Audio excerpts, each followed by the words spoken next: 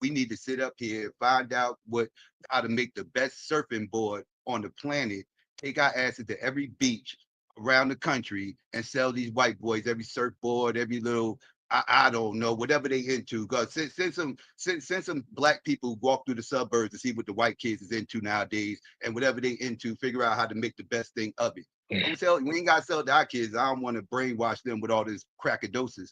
But we definitely can make a whole lot of money off of them. That's what the Asians do. Asians send they go riding through our community, see what it is that we into. Next thing you know, they making calls to China, they bootlegging it, and then they shipping it out here and they selling it to us for half off, right? And we making a whole bag off of us, right? That's what all these communities do. They make bags off of us, right?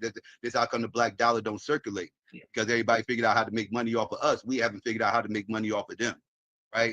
So I'm not opposed to making money off any Asians, making What money off about any with Psycho? I'm I cool keep with hearing all you that. say off, but what about with? What You happened? keep saying off. What about with?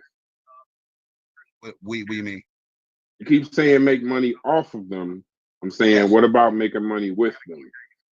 I support hiring black people myself.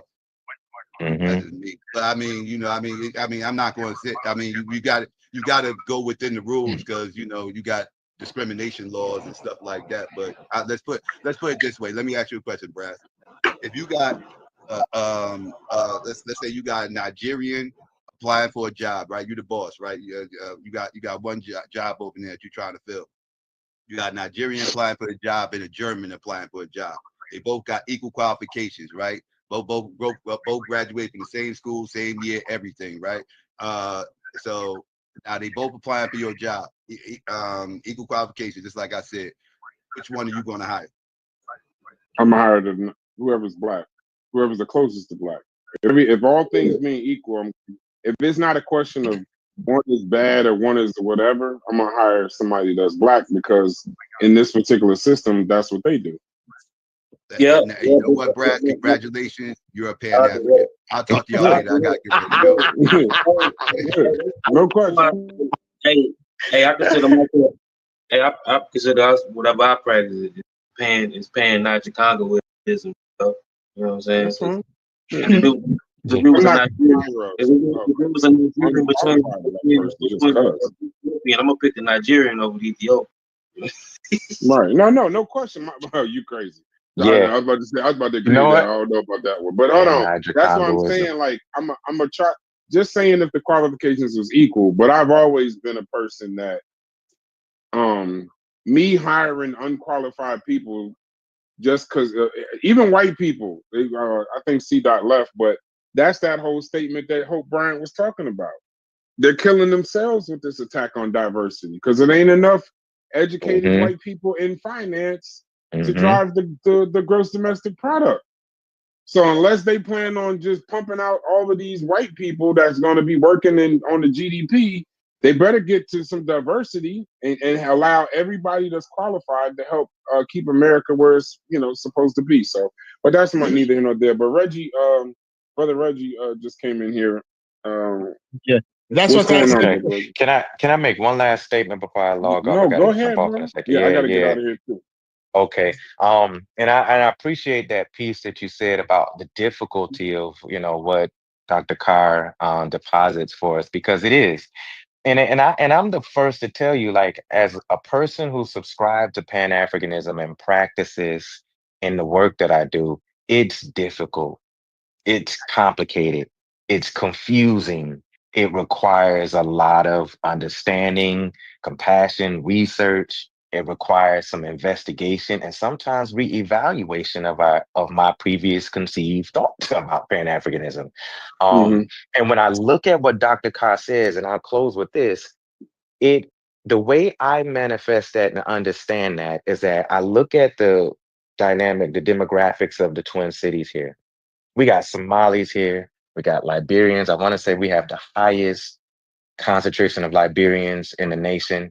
We got Nigerians here, particularly Yorubas and Igbos. We have people from my brothers and sisters from Sierra Leone. We got a strong Ethiopian cadre, and I think we got a Professor Mbe. I think he got a good family of people from Tanzania too. A few brothers and sisters from Tanzania, and so one of the things that I made the assumption with is that, oh, they're here, they're all Pan-African, and this is like 20 years ago, and they all understand it. And I found out that none of them had any concept of what it means to be a Pan-Africanism. And that was my ignorance at that time.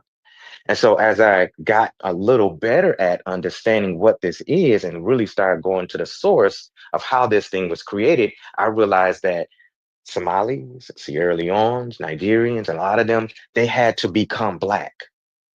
And the misnomer, and this is why I was saying Peas, we can have that conversation later, is because some of them come over here and think just based on them getting citizenship and the categorization that they have to check that they're Black.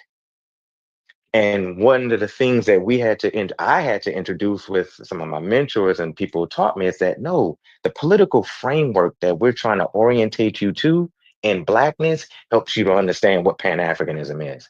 But that's a teaching process. But before I can get you there, I need to understand what happened to Somalia to where y'all start showing up in 1994 and 95. I need to know what happened in Liberia during that civil war to where we end up creating a whole city for a lot of the Liberian refugees.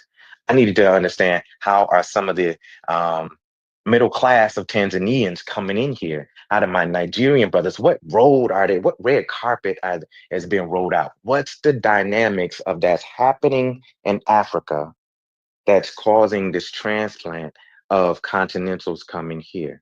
That's thinking globally, understanding the geopolitical reality of that, understanding what's happening economically. What is the relationship between the US and these continents? How are they been set up to be the new Black minorities here in Minnesota? And then from that position, I can act locally. Then we can make moves to understand how you understand my social historical reality and how I understand yours. How do we have some alignment politically and what we don't have alignment in politically? You know, what's our common bond in order to push against the whiteness of Minnesota? Minnesota is the Mississippi of the North. So it requires a deep congenial relationship between these Africans that a lot of them don't come here with. They have no idea with. A lot of Liberians would tell you to this day, before they got on the ship, they was told, don't get around those niggas when you get to Minneapolis. Stay away from the niggas. I And knew they you. I knew they you was were trans from Somalia, right. yo. Yeah, yeah, Somalis was told the same thing. And so there's an educational piece that has to happen, you know, that requires us to think globally. And then when we get to now start pushing up against the Board of Education so that our brothers and sisters, our Muslim brothers can have space to pray in the schools that the schools didn't want to allow them at first, that's a local action. To be able to get support that's happening on police chief for us for them to have some representation when they're police are now beating on them, that's a local action. These are things that we start to organize locally where we start to see, oh, our Black objective is to push up against the white system. That's how they become politically Black. But for me personally, I don't give them Blackness just because on paper they have to check Black African American to get that loan, to get that award or get that application done. I don't give them the Blackness. No, no. Political Blackness is a training. That's a whole reorientation to the framework of how you see yourself in America. But you're not just Black. You're Somali. You're Nigerian. You're Tanzanian. You know, you're this and that, but you're not Black. But when we start having more conversations about what this African conversation and networking looks like, then we're moving into more of a Pan-African conversation where we can act locally, not land there. Boy, I knew you from Minnesota, boy. You said the Somalis out there wild, boy. Yeah, they cool, man. They cool. They my peoples, but they struggle sometimes. They struggle. That's Somali homeless, boy. They some street dudes, for real. They wild out there. You know, we actually got a little bit of both. You know, some of them, you know, because of the situation they come from, they in the streets, and others are very corporate. You know, very business oriented. I'm just saying, you know how long people or immigrants been in the culture where they intertwined to where they, you know what I'm saying, they be in the street history too. You know what I'm saying? Yeah. You know what I'm saying? Y'all got Somalian politicians.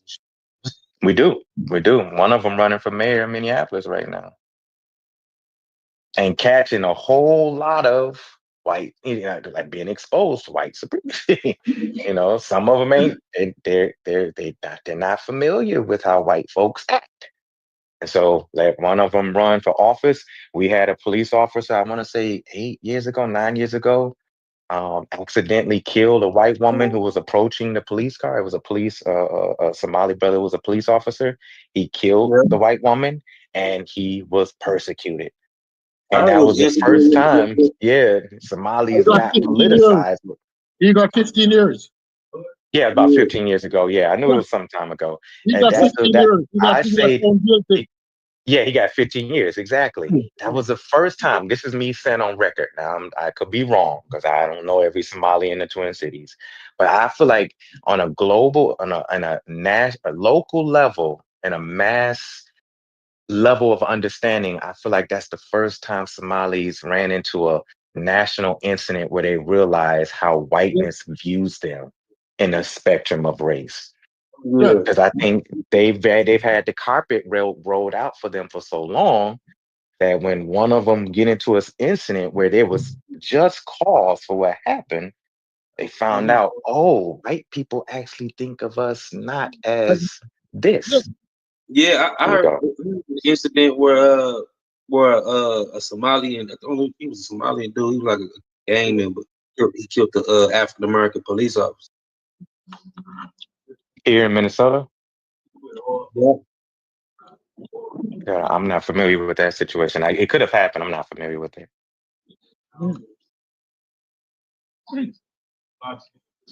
But that incident where he killed the white woman, the blonde hair, blue eye white woman, it was a Mm-hmm. Mm-hmm. national thing. It became Yeah, it national. was. And Yep. he didn't know. He thought that he would be protected by the police himself. That's right. That's And they right. moved so fast from him that the whole community got whiplash and put in place to realize that, dude, you do not control the narrative here. Hmm. And not because they put you in certain position mean anything. Like OJ. OJ was white for many years until he wasn't. People forget that OJ was white, Mm-hmm. Well, OJ was living the white lifestyle in Calabata. White people, white lawyers, white friends, white orgy parties until he wasn't. Yo, so Mujasi, right? So how do you feel? I mean, I don't know if you had a whole bunch of time, but I'm not gonna be on here too much longer myself. But like, how do you feel about this ultimate goal being basically to starve out Western influence, to be able to operate economically without it? How do you feel about that?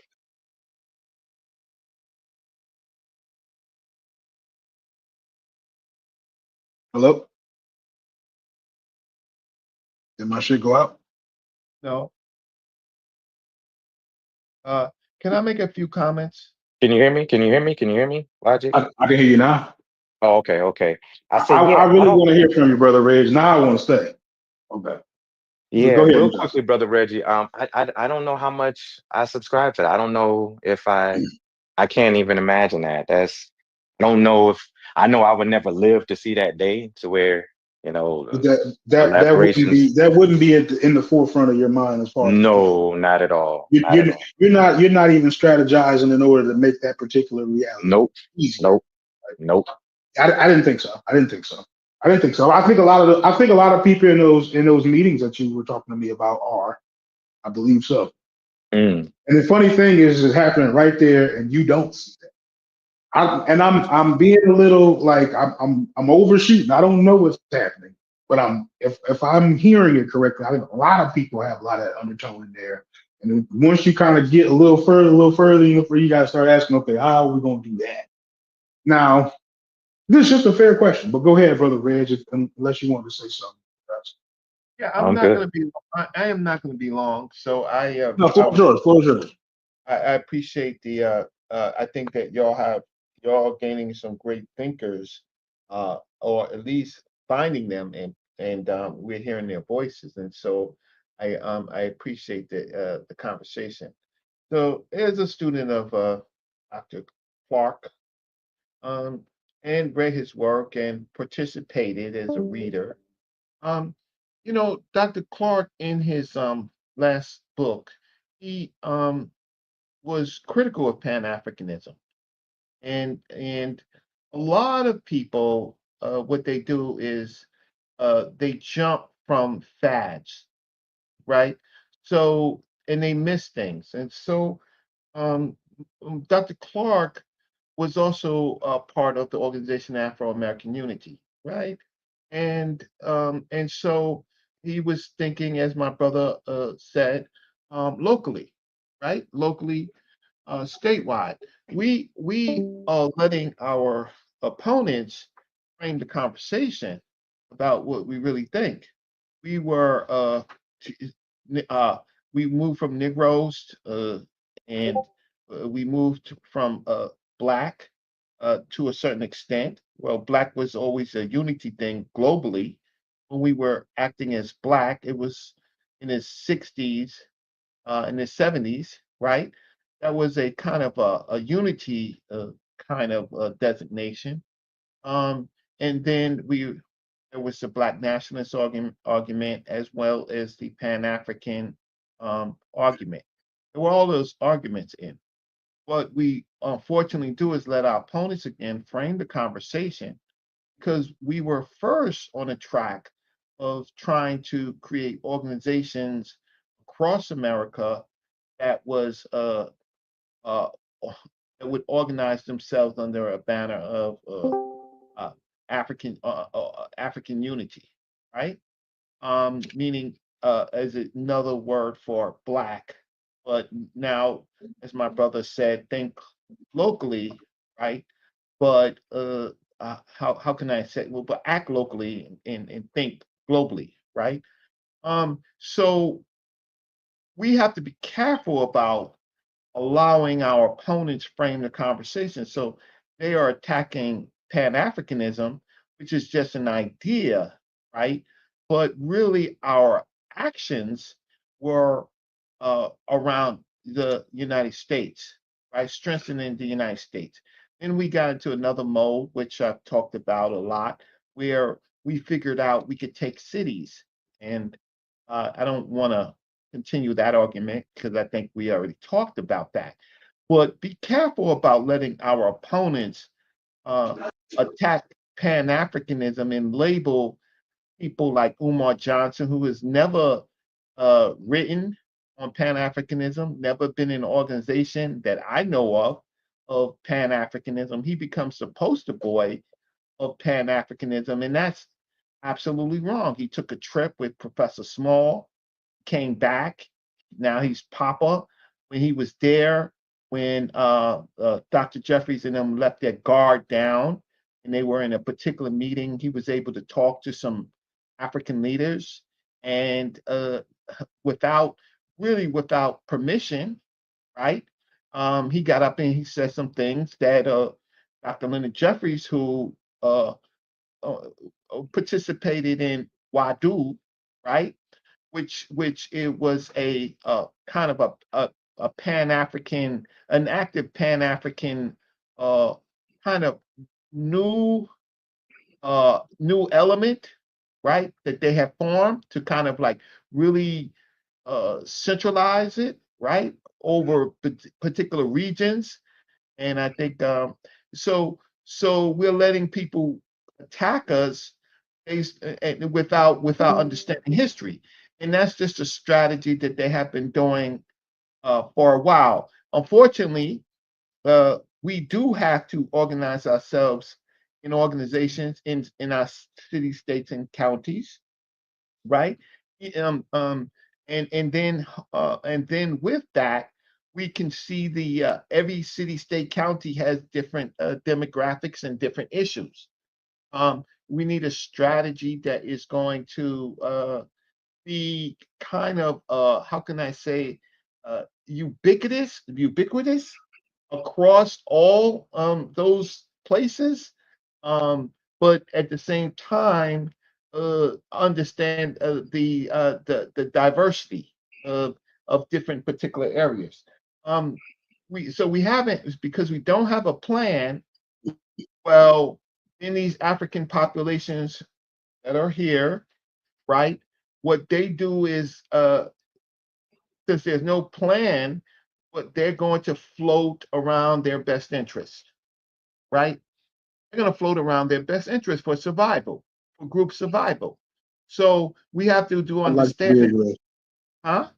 Go ahead. I'd like to be able to, talk with you. Go ahead. Go ahead. Finish what you're saying. No, no. Every time there's a pause, then I'll let you. If it's acceptable, No, I hey, mean, you keep going. Like I'm just asking you to, like, so I could be able to summarize everything that you said. Instead of it making even more stuff that I now. I'm trying to be able to talk with you about what you're saying. Go ahead. right. So that's why I stopped, because if there's a point where if there's Okay. somebody Okay. that has a particular point, Right. I'll Right. stop. So right, you were saying that people are attacking y'all, Pan Africans, without knowing the history. And I don't think it's necessarily. I don't believe it's an attack, to be honest with you. And a lot of the other stuff that you said, um, I would have to see that more as Umar Johnson announced himself as the king of Pan Africanism, and no one from Pan Africanism denied it. Like that. That's what I see as how it happened. Like nobody came up and was like, "Nah, what he doing is wrong. He off the chain." Nobody did that, as far as I know, other than, And, like, and I admit, maybe people somewhat saying it around this neighborhood, but not like getting on the big horn, being like, "This is not Pan Africanism." I ain't seen that. But I scholars, a seen lot him of at the scholars, Breakfast Club, right? You know what I'm saying that. But we don't neither here have nor the there. This power. is so. So here's the This is what problem. I'd like for you. This is what I'd like for you to reply to, right? So Okay, because so I'm kind of. Go ahead. Go ahead. here's the dynamics. Some people are pushed in front of the camera. They're pushed on these big shows like the Breakfast Club, because that talks to a majority of people who really don't study, or pushed on Vlad TV, right? Because a lot of people watch Vlad and they shouldn't, or be pushed on some of these uh, um, bigger black talk shows, and some people are not. I agree. Uh, I agree. As soon as Umar Johnson started talking about uh, Pan Africanism and he's Papa, I agree. But the scholars who know best, I have found out that they're resistant to get into public debates because it affects their livelihood. So these nasty public debates actually affect whether they become chairmen and their positions. And our black intelligentsia, for the most part, they fail, right? They actually fail. Then there's the people like myself who are students, who are independent and not academia. um, I don't get the support from my people when I make criticisms, but yet my criticisms or become uh, be, become the record that I do criticize. So I have said just now, you want to. Well, Umar Johnson is not a Pan Africanist. Umar Johnson went to a few countries in Africa for his. Actually, I don't want to fight you on that. I agree. I don't think that he's certainly not the Pan African that you're familiar with. I'm not disagreeing with. Right. I'm that, like, to be honest, like whatever, however you separate what real Pan Africanism from him, I just agree. Right. So, like, here's a larger point, I guess. Maybe I wanted you to say more about the other stuff I was saying. There is So, no like, Pan African. let me give you a quick analogy. Say you have this is the best way I could think of to do it. Just follow me for a second. Say you have a guy who wants to approach this lady, right? And the guy thinks to himself, I need to lose weight before I approach this lady, right? So he goes, loses the weight, finally gets the courage to approach the lady. He approached the lady, and the lady says, I like fat guys. right? So he doesn't get what he wants. So he actually, this is why it fits, right? Because if it's not about starving out America, I know, follow me what I'm saying here, then this whole middle trip here just needs to be something completely different, right? Like you assume that this connection like possibly leads to starving out America, right? But you don't.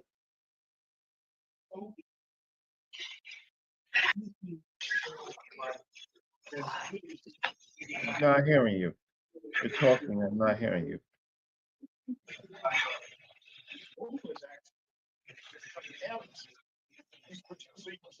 Is everybody else hearing him? Because I'm not hearing him.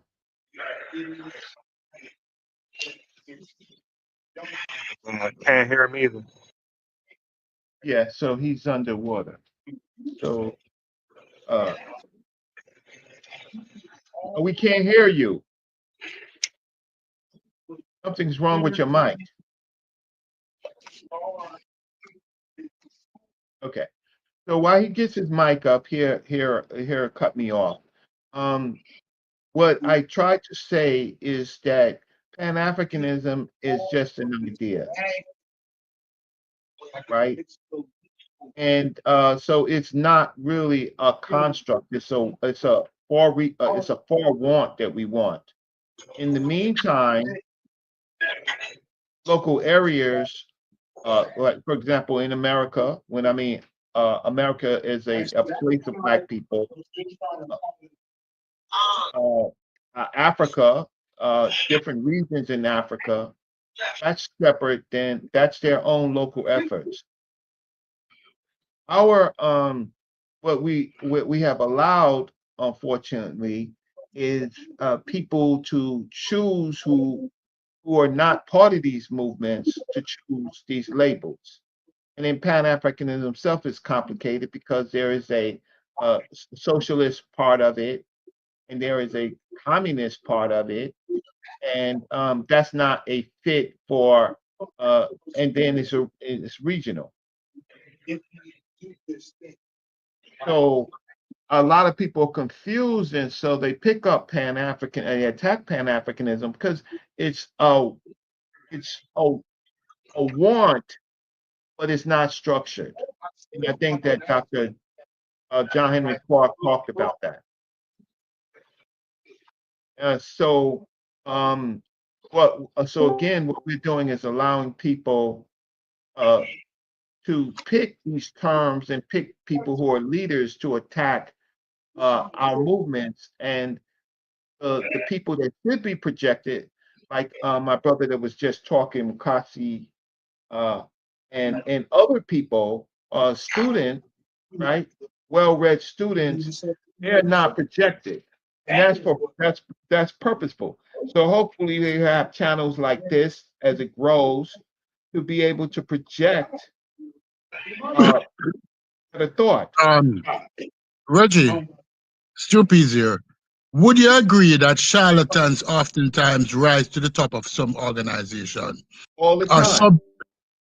Well, what Dr. Umar did was he was a charlatan who pronounced himself leader.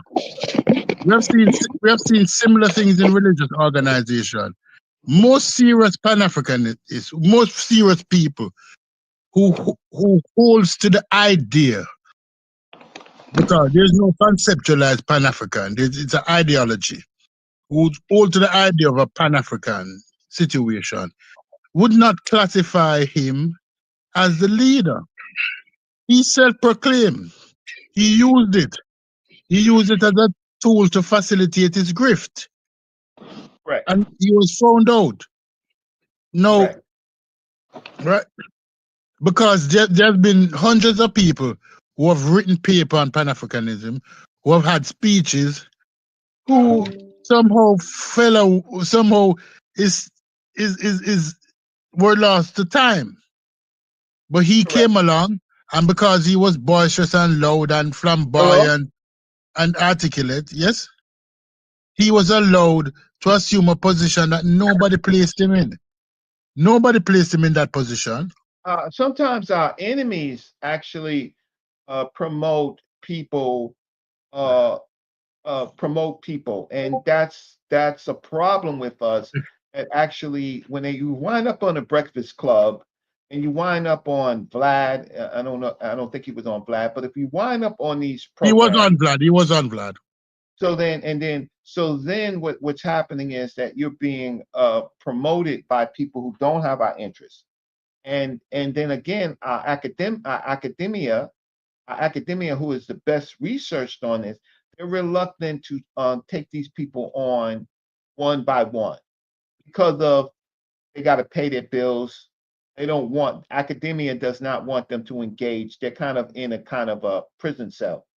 So then it's left to particular organizations, and many of our organizations are also docile and they're all weak, and that they don't come out against people like Umar Johnson. But luckily, charlatans like Umar Johnson, they ultimately Expose collapse. themselves. They expose Exactly. themselves over time. Exactly. So now it's up to this understanding social media and project people who can best articulate. Now I have a speech impediment that most people claim that I have. I write better than I talk. Okay. So the problem is that, and then I have to fluctuate between many ideas, right? And so sometimes I'm not booked up on one particular issue as it comes up, and I don't, and at the same time, I really don't want to be uh, looked at as a leader, but as who I am, a researcher, someone who can articulate these ideas. But we have lots of different types of movements in the United States. We do not have a plan for us in the United States. Without a plan, we will groups will vying for survival will survive, right? Some black folks will become Republicans, not because Republicans or all Republicans are bad. It's just that they are surviving and they see success. Some people will become, most of our people have unfortunately become Democrats without any accountability, right? Um, and so on our elected officials, the game is really unfortunately rigged. So we need strong organizations, but with that comes internal problems of people misusing money, people pimping out women, right? People are doing all type of ego type of things, striking out on their enemies. And we've seen this from the time period of like big movements, Garvey movement, right? Where not it can't it doesn't have to be the leader himself, but it's the clique around the leader. Noble Drew Ali also. It's the cliques around the leader that act as if the leader condones it, and the leader may condone some of these type of things. We don't have what you call black accountability, right? And unfortunately, it becomes sometimes violent. It does become violent in the way that we operate in the United States. We will assassinate each other. And then there are other groups besides the European, right, who have an interest in what they're doing, and if they see success, they will themselves involve themselves in uh, dismantling of black leadership and black organization, right? And so it's complicated, but at central, where is a plan that speaks to our success that begins this conversation based on our best interest? We have a best interest. Reggie, question to you. Because you should understand this. You're in New York. New York has always had a black elitist. And I'm not using elitist as a bad word this time. Has always have a significant black population that is highly educated, that is financially ready. But we have never gotten leadership from that group. We have never gotten political leadership or people promoting actually say, I need to enhance other black people, and I think I'm equipped enough, intelligently, and I have the money to do this to promote myself. Why is it that from that black class we have never gotten Oh, any because real? then you have to read, you have to understand Sigma Pi Phi, and you have to, which they call the Boule, and they have a best interest. They're only interested, uh, uh, they're interested in capturing uh, any leader or any person that has influence over 10,000 people.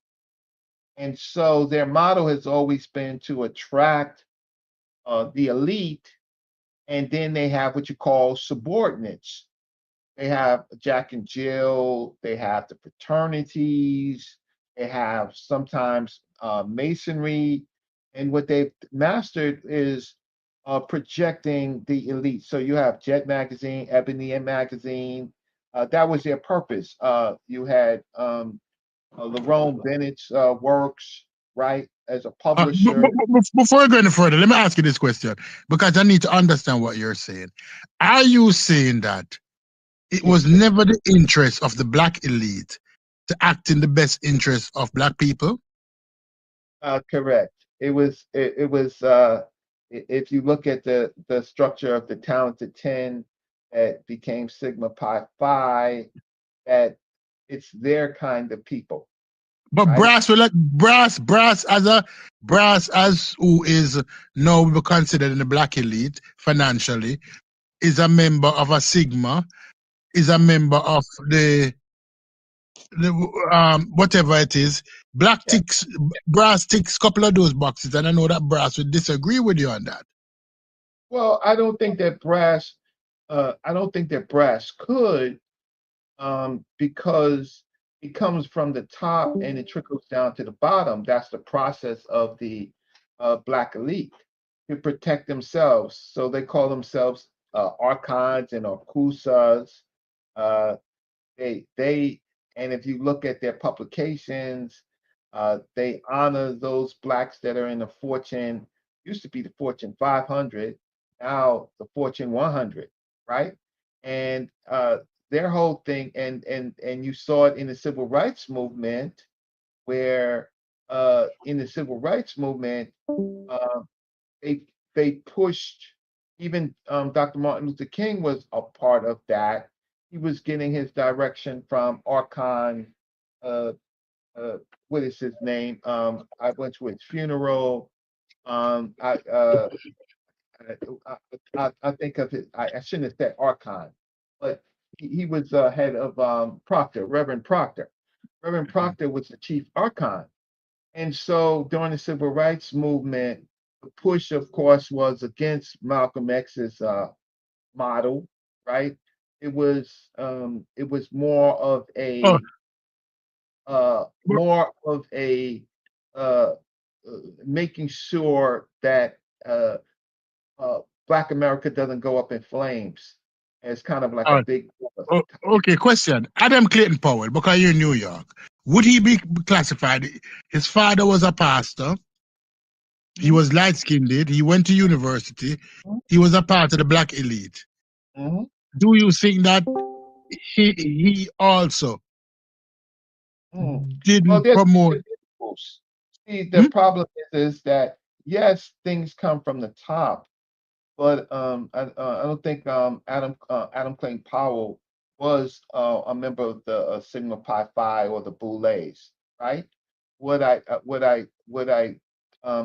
think is that there are individuals that have individual policies, and he only really cared about black people nationally, but he really cared about black folks in Harlem.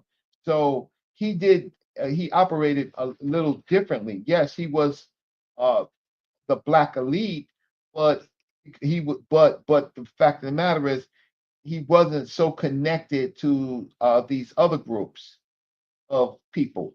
He was connected, but he wasn't part of that process.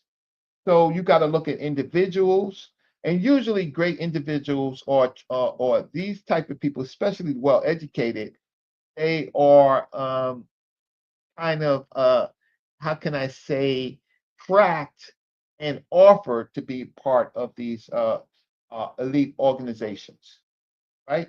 Okay. And So so are you saying that? Butts, Reverend Calvin O. Butts, he ultimately became Boule, right? Because in New York, see, I was at the Schomburg Center for Research in Black Culture, and so I had access to knowing uh, uh, who gave money, uh, what was the in-betweens between the Carnegies and the other groups of white elite, who was the go-betweens. And I don't want to mention the name, but I could mention the name, but I don't want to. But there was Sigma Pi Phi's was very active in the success of the Schomburg Center for Research in Black Culture in the time period that I was. And so we went to the Congressional Black Caucus several times. I went there most of the early times. And so that's when we're meeting people like Andy Young and other people uh, that told us that we should be there uh, and positioned us to be there. So the question is, there are you can find even people like Dr. Asa Hilliard from ASCAC. He But was but in. but but Reggie, before you go further, because this what you're implying is you're almost implying that black elites are the buffer class. Do you understand what I mean by a buffer class? They're the intermediary. They're the ones who I'm not protect. implying it. I'm not implying it. It's in their writing. I actually see the difference is that when Coakley was talking about the Boule and stuff like that, I had access to a document on the Boulets, right? That wasn't so public, and I made sure that certain people had it. Reggie's not saying it. Reggie read the document. If I read you the document, then you would know. You wouldn't have to guess, right? You wouldn't have to guess how they were formed. You wouldn't have to. And I'm not saying that there are enemies to our people, but they're much more cautious in some of the groups that were separatist organizations, Marxist organizations, socialist organizations.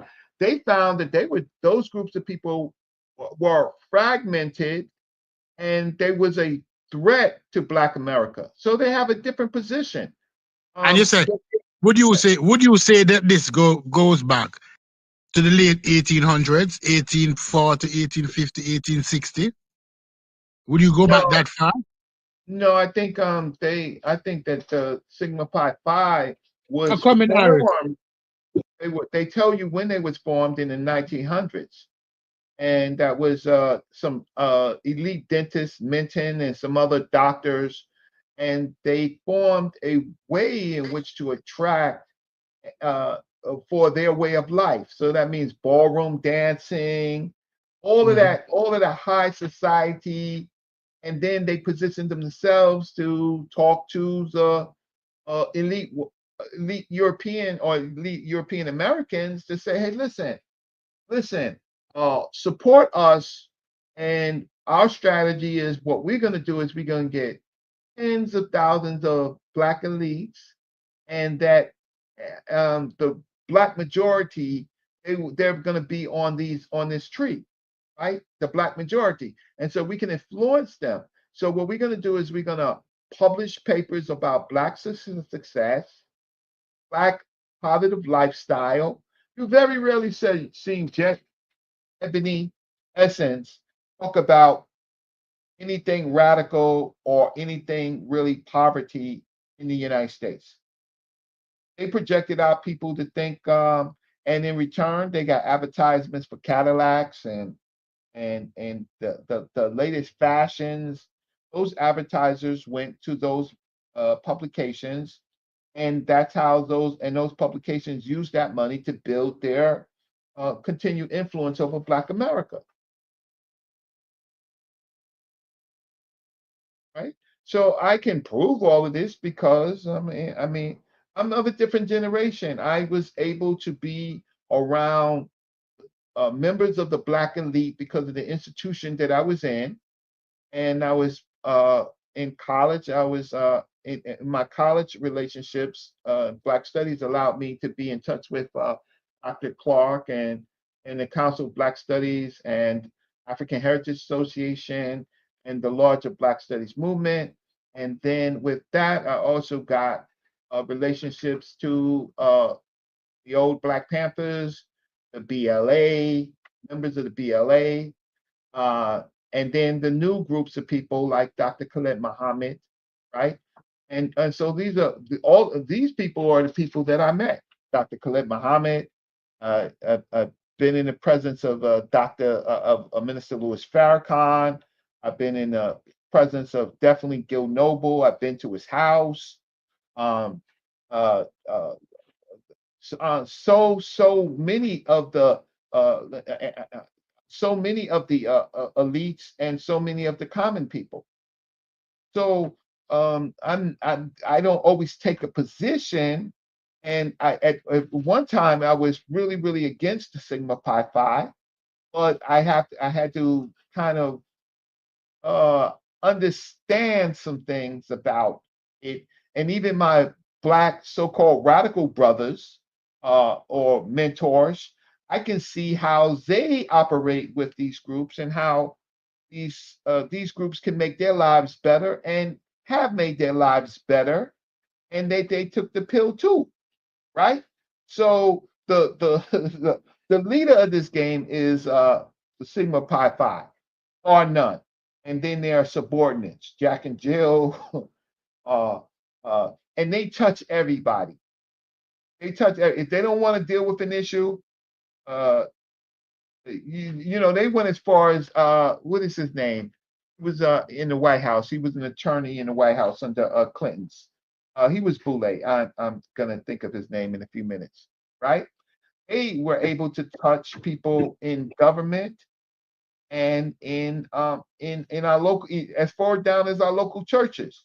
A lot of our Baptist preachers churches are Sigma Pi Phi, so they tell us. Blasphemy. I said, what? Blasphemy, Reggie. Blasphemy. You're blaspheming. No, I'm I'm just just pulling telling your you. leg. No, I'm I'm just just pulling your being leg. clear. If I the know. if the I'm Sigma being Pi devil's Phi advocate. if Sigma Pi Phi got an agenda, it's pushed down overnight into our local places. And so then you have Black churches operating sometimes, and you contrary to what you think they should be operating under, right?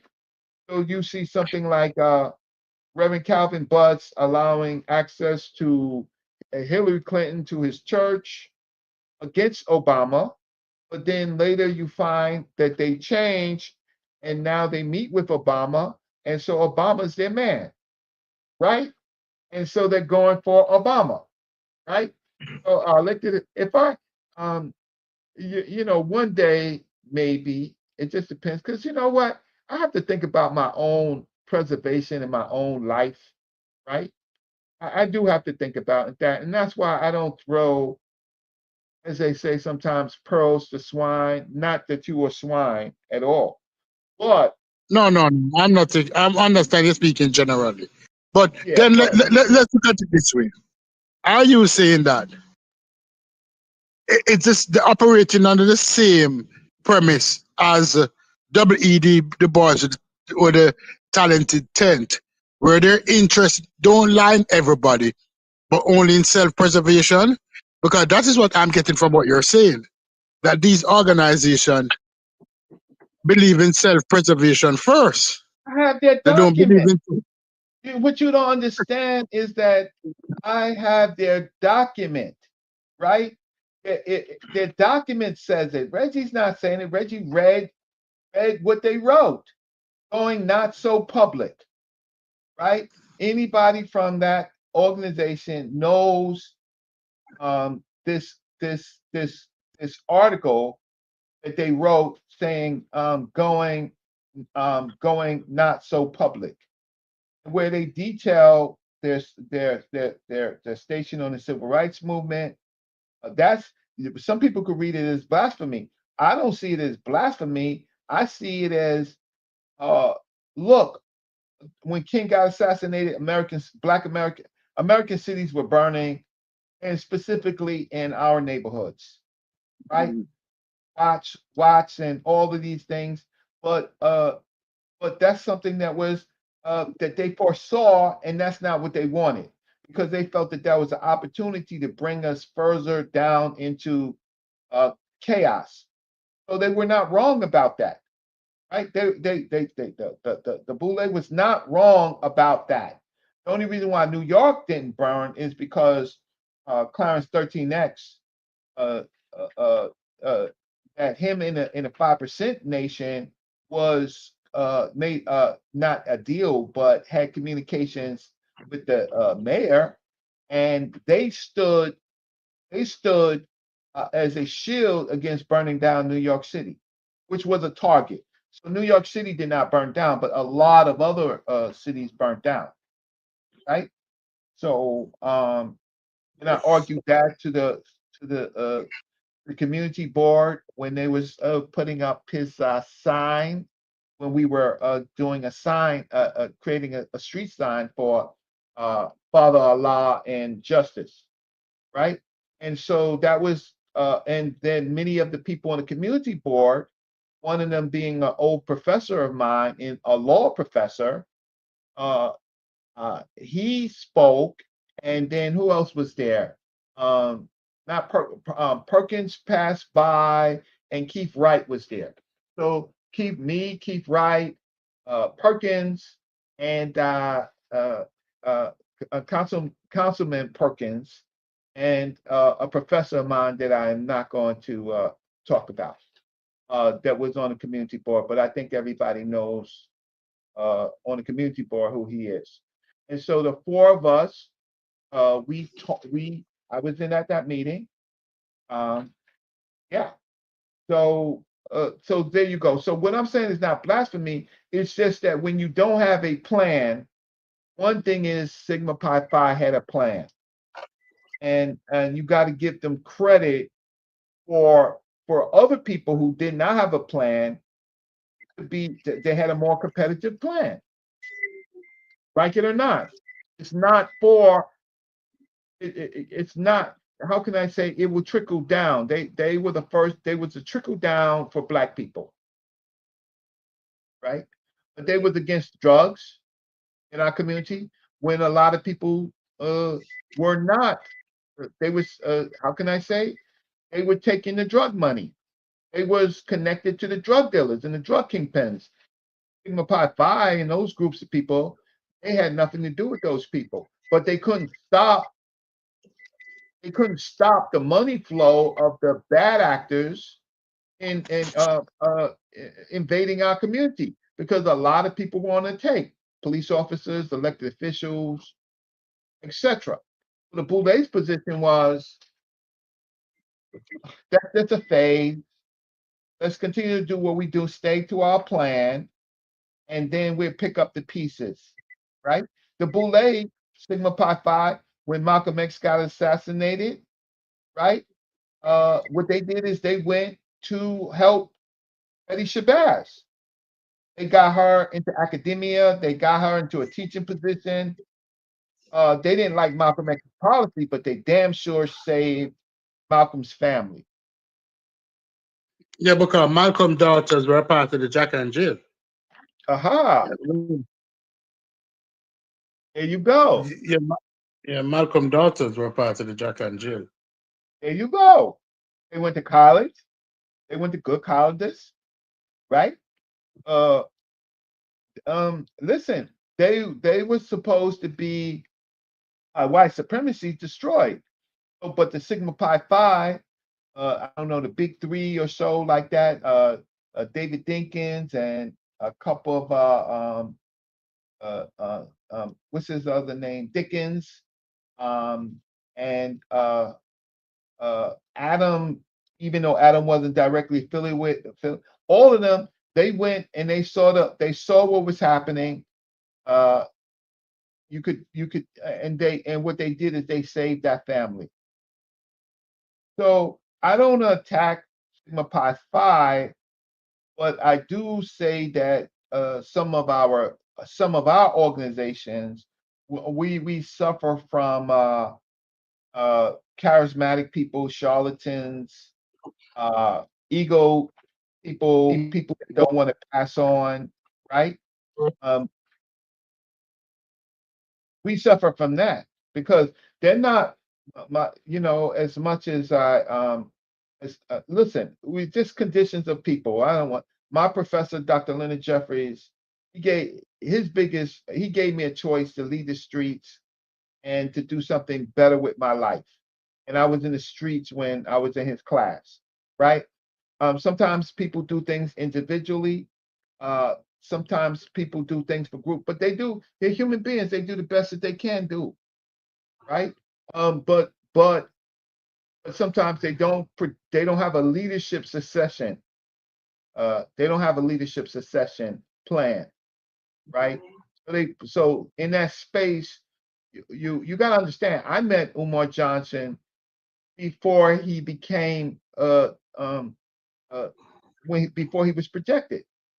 I met him when a sister in the organization that I was in, Latrella, invited him to speak for ASCAC.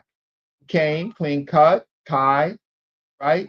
Well, I think he was more casual, but very clean cut, nice guy, humble guy, real humble. And I was presenting on my laptop. Uh, he had a PowerPoint presentation. I let him present on my laptop. That's the first time I met Umar. Then I met Umar when he had a little bit more status, and so on and so forth. But I met these people. The difference is that Brother Reggie has met all of these people. So I have Brother Richard, me you might not get along with a lot of things, but certain things I have to give you props for because you were the first person to call out Jabari on the religious to turn it Kemet into a religious organization. You called him out before anybody, and you weren't in agreement with him. When did you first realize Yeah. that Umar was a grifter? I don't call him a grifter, what see the difference is I knew his chief priest, brother Baba Samaj. No, no, I'm Uh, talking about Umar. Just talk about Umar first. Okay. When did you realize? Because you identify people who uh, using this knowledge for something else. When did you realize? And I would have cited Jabari as an example, but I'm going back to Umar now. Seeing that you met him early before he was Afutunde or whatever. When did you first recognize him as not being kosher? uh, wow. So whatever I say leads to the black streets, right? Because I'm on record. So I'm gonna call him, and he condemned by his own actions. Right.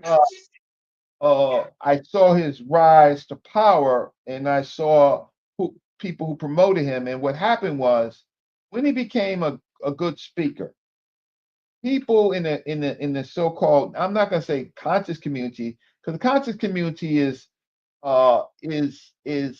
to a I would say that what happened was, here's how the grift started. You want to hear the grift? Go ahead. Grift started when he became a good speaker and he was on a lecture series. And so on the lecture series, you have bookstores and sometimes organizations who want a cut of the money. So what they would do is they would get the speakers, right? And what they would do is they would promote him, right? They would promote him because they want a successful event, right? And so they found out that he was this is before his big plans, but they found that he was a great speaker and they put him on a lecture series. Who else has been on a lecture series? A lot of people, Dr. Francis Cress Wilson, a lot of these people were on the lecture series because they were good earners or like businesses. That means vendors can come. You can have a damn bazaar.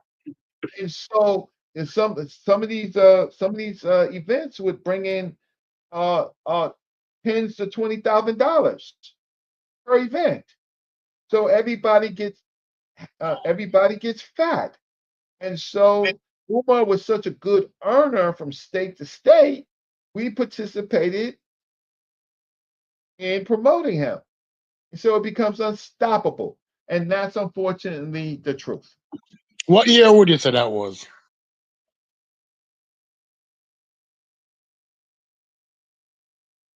Uh Hello? 90, let me see, Dr. Clark, and then there's Dr. Ben. He wasn't around Dr. Clark the 96. He wasn't there. So I'll say somewhere around the uh, uh 2010, 20, let me see, 2005, 2005. I would say around 2005. You would see, all you have to do is go to Facebook and then see the lecture, the lectures. In our community, there are other people that was promoted for different things. I mean, Sarsoon Seti, great charismatic speaker, right? He was booked, right? He was booked organization to organization, a good earner, right? And now you have brother Booker T. Coleman, brother Kaba. Uh, uh, he's a good earner, right? You can expect if he speaks, people's gonna make $8,000 to $10,000, right? That When he nigga still as fuck. huh? I'm just saying already, but he's a little wild. I'm listening. No, that's all I had to say is brother Hiawatha Kaba, whatever. He's a little wild, bro. He's actually he's not even a little wild. That Well, brother. he's booked. So I so I, I get that. Hmm. he's booked, and no matter what he says, Hmm. no matter what he says, and I see him. He lives in my neighborhood. I mean, I see him often. Um, I'm not going to say anything bad. I knew him for many years, but I'm saying these organizations, uh, the way the way they do it is that they will book him, and he speaks his newest book, and it's popping, right? It's popping. So we did it to ourselves, all because of our survival and our need, right? We create these events. Okay. My bad. I didn't know that's what you were saying. My bad. We create these events, and everybody gets a piece because they know that people want to go and hear of the speaker, and so we're not going to disrupt his speech and their speeches or anything like that. And then this person gets promoted nationally. They're on the You list think? of schools. They're listed on the organizations, the black the historical black colleges. They book them, and they have a lot of money. They book them. Churches book them. Everybody wants a cut. Do you think that's a good Reggie. thing though? Do you think that's a good thing? A good thing that someone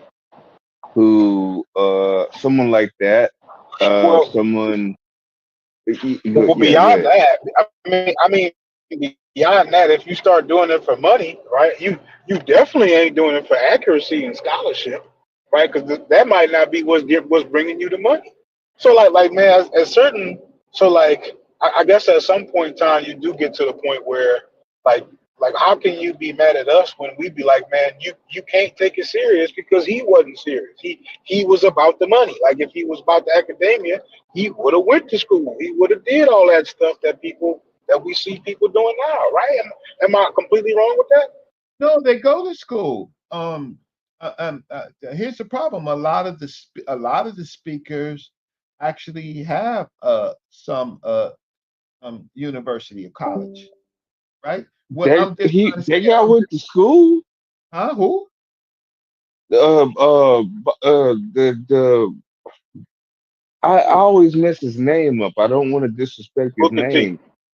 Booker T. Let's leave it at that. Brother He Kaba, went to yes. school. Not only that, he's a professor. Oh, okay. No, Brother that's Kaba, Brother Kaba oh. he worked in, What he did he retired from the teach? public school system. He's well Wait, educated. I don't know. You wait. said Dr. Well, Ben did field work the other day, Reggie. I what don't know. does he teach? Wait, what does he teach? Uh, I mean, let me see. Did he teach? I think he taught science. Oh, He retired from ooh. the board of the Department of Education, and then he was a professor at a professor at some of Mm, the SUNY schools, and mhm. he may still teach there. So he's his credentials are respectable. He's not, and Well, most of the influence. I mean, of course, I'm talking about on the lecture series. Most of the people on the lecture series, very well articulated, uh, black folks who went to college, and then there are some who are just charismatic. You know. right. So, for Okay. example, how you think polite's rise to Perfect example. is not Sonetta. I mean, well, sorry, I don't even talk about that. But that was polite was already moving around in getting promoted. Right? Everybody wants a bite of a person who is charismatic. I mean, polite, brother, polite. Um, he was a well sought after speaker. Look at his Facebook, his Twitter. Like look, he can. I mean, you got tens of thousands of people that was interested in what he had to say, right? So, so Um, Reggie, I'm gonna be honest with you. My only thing, and sorry, my tongue is a little swollen. I'm just had a it's okay. I fever can hear you. 3 days. Yeah, medical problems. Anyway, um, I would, and don't take offense to this. I want to say this politely. I would have a problem with my child learning science from Booker T. Coleman. Um, Well, he didn't teach that stuff necessarily in classroom. well, Taught photo that's what I would be afraid like of, that. though, Reggie. I would Huh? be afraid that he would, though. I would be afraid that he would. But he Like what? didn't. I mean, he might have taught melanin scientifically. He didn't. He was. Yeah. Okay. But when you're on a lecture series, now you could teach. You can talk about whatever you want to talk about. And listen. Oh I yeah, mean, yeah. A lecture is different. A lecture is different. I'm talking about he like curriculum. he Curriculum, like, wrote curriculum. He's an huh? expert in curriculum writing in science. Oh I mean, man. I think he was in the superintendent's office. He was What, for. what you know what? Let me put some respect on his name then. I'm not gonna Oh, you ah, almost have to. But now here's the thing. The thing about it is, uh, is that he's just somebody that we actually talk about. mhm. And what's this? And he's a good. I mean, I'm not gonna say a good friend of mine, but because we're not personal like that, but we have strong relationships, right? So I'm not gonna talk. I might Well, ask well, well, brother oh, I'm some. sorry. I did not mean to interrupt you, Reggie. I You would say did this. interrupt me. I did. I and I apologize, but I think I'm disrespecting. the brother, or you might feel I'm disrespecting him a little bit too much. I would never say that Booker T. Coleman is unintelligent. I just want to put that out there. Uh, and Oh, go ahead. he some of his master's theses or his doctoral work. He actually was one of the last persons to study Dr. Leo Hansberry, right? Dr. Clark connected him up to Dr. Leo Hansberry. So, but sometimes on the lecture series on a particular book, he may not say what you want him to say, and I'm not agreeing with all the things that he says. I won't. But I met him in 1985. That's when 1985. That's when I met him in ASCAC, and he was the curriculum writer for the Institute of Youth in ASCAC, and he was ordinary in the sense of he was just one of those real smart people that was contributing with his skills to ASCAP. And then over the years, uh, people found that what he had to say is interesting, and and he's written several books. He's a incredible writer, right? And so I watched him. Right. I have nothing, but I'm only using him as a case because uh, on this lecture series, right? We participate. That's how black people are promoted. You wouldn't know about Dr. Frances Cress Wilson if she wasn't promoted in these events, on these speaking engagements. You wouldn't know about her, Yes, right? sir. Yes, sir. And this, that's why I had to back off of my previous statement, and I'll actually apologize for it. I just Sure. yeah. I don't want to ever paint him as an unintelligent brother. Sure. Ever do that? Ever All right. do that? It's Let me just ask you a some of question. the yeah. Go ahead, Stupid. I just wanted to Let me ask apologize you. for that. This, Mama shut my phone. All right, Reggie, this is a question.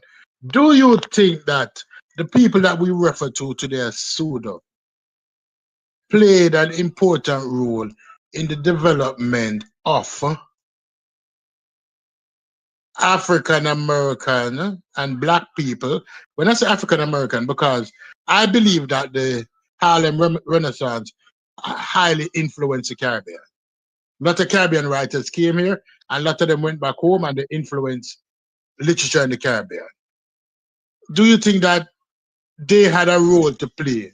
Those people that were called Suda, the Francis Cress Wilson, in the That's a development different of black generation. intel, That's an entire Zora Neale Hurston and the rest yeah, from that period. So mhm, total different Langston Hughes, yeah. total different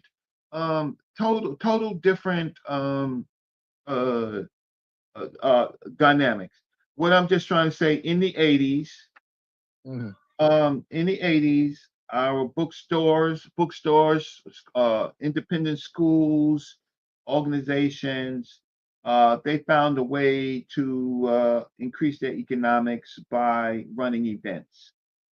And events are what they are. They would bring in one or they bring in several speakers, and it was a way in which to increase their revenues, right? And so the problem is that uh, some people being called mislabeled as charlatans and they're not. Some people, and remember, there was no cash app there. It was a community giving you a stipend, an award, a donation, right? In Mhm. the 2000s, now it becomes a little wilder, right? Now it's really just about the money. So then you have people popping up who are just great community organizers who are getting the bag alongside people who are legitimate people that love black people, who's trying to build their organization coffers up. So so now you in the 2000s now, really in the late 2000s, now you have the you have much more of the uh and this is just beginning with YouTube, right? YouTube is just being thought about. Netflix is just being thought about, right? Uh, and so it was just a way in which organizations get capital. But then it became just really about the money, and there was very few questions and answers. And if you said something about the speaker, then you'd be booed off because you're messing up the game. We want that person back. We want them back as quick as possible in the next 6 months so that we can get another 10, 15, $20,000. So Omar is one of the last of that group. One of the last. And then Oh, when you say one of the last, sorry to cut you off, Reggie. When you say one of the last, what do you mean? Because I think I know what you're oh, it's saying. simple. Now people don't go into in-person things that much. They want to see it on live stream. Right. So those type of events where it's kind of meet and greet and eat food and after COVID, that all of that went away. It's all digital. It's all digital now.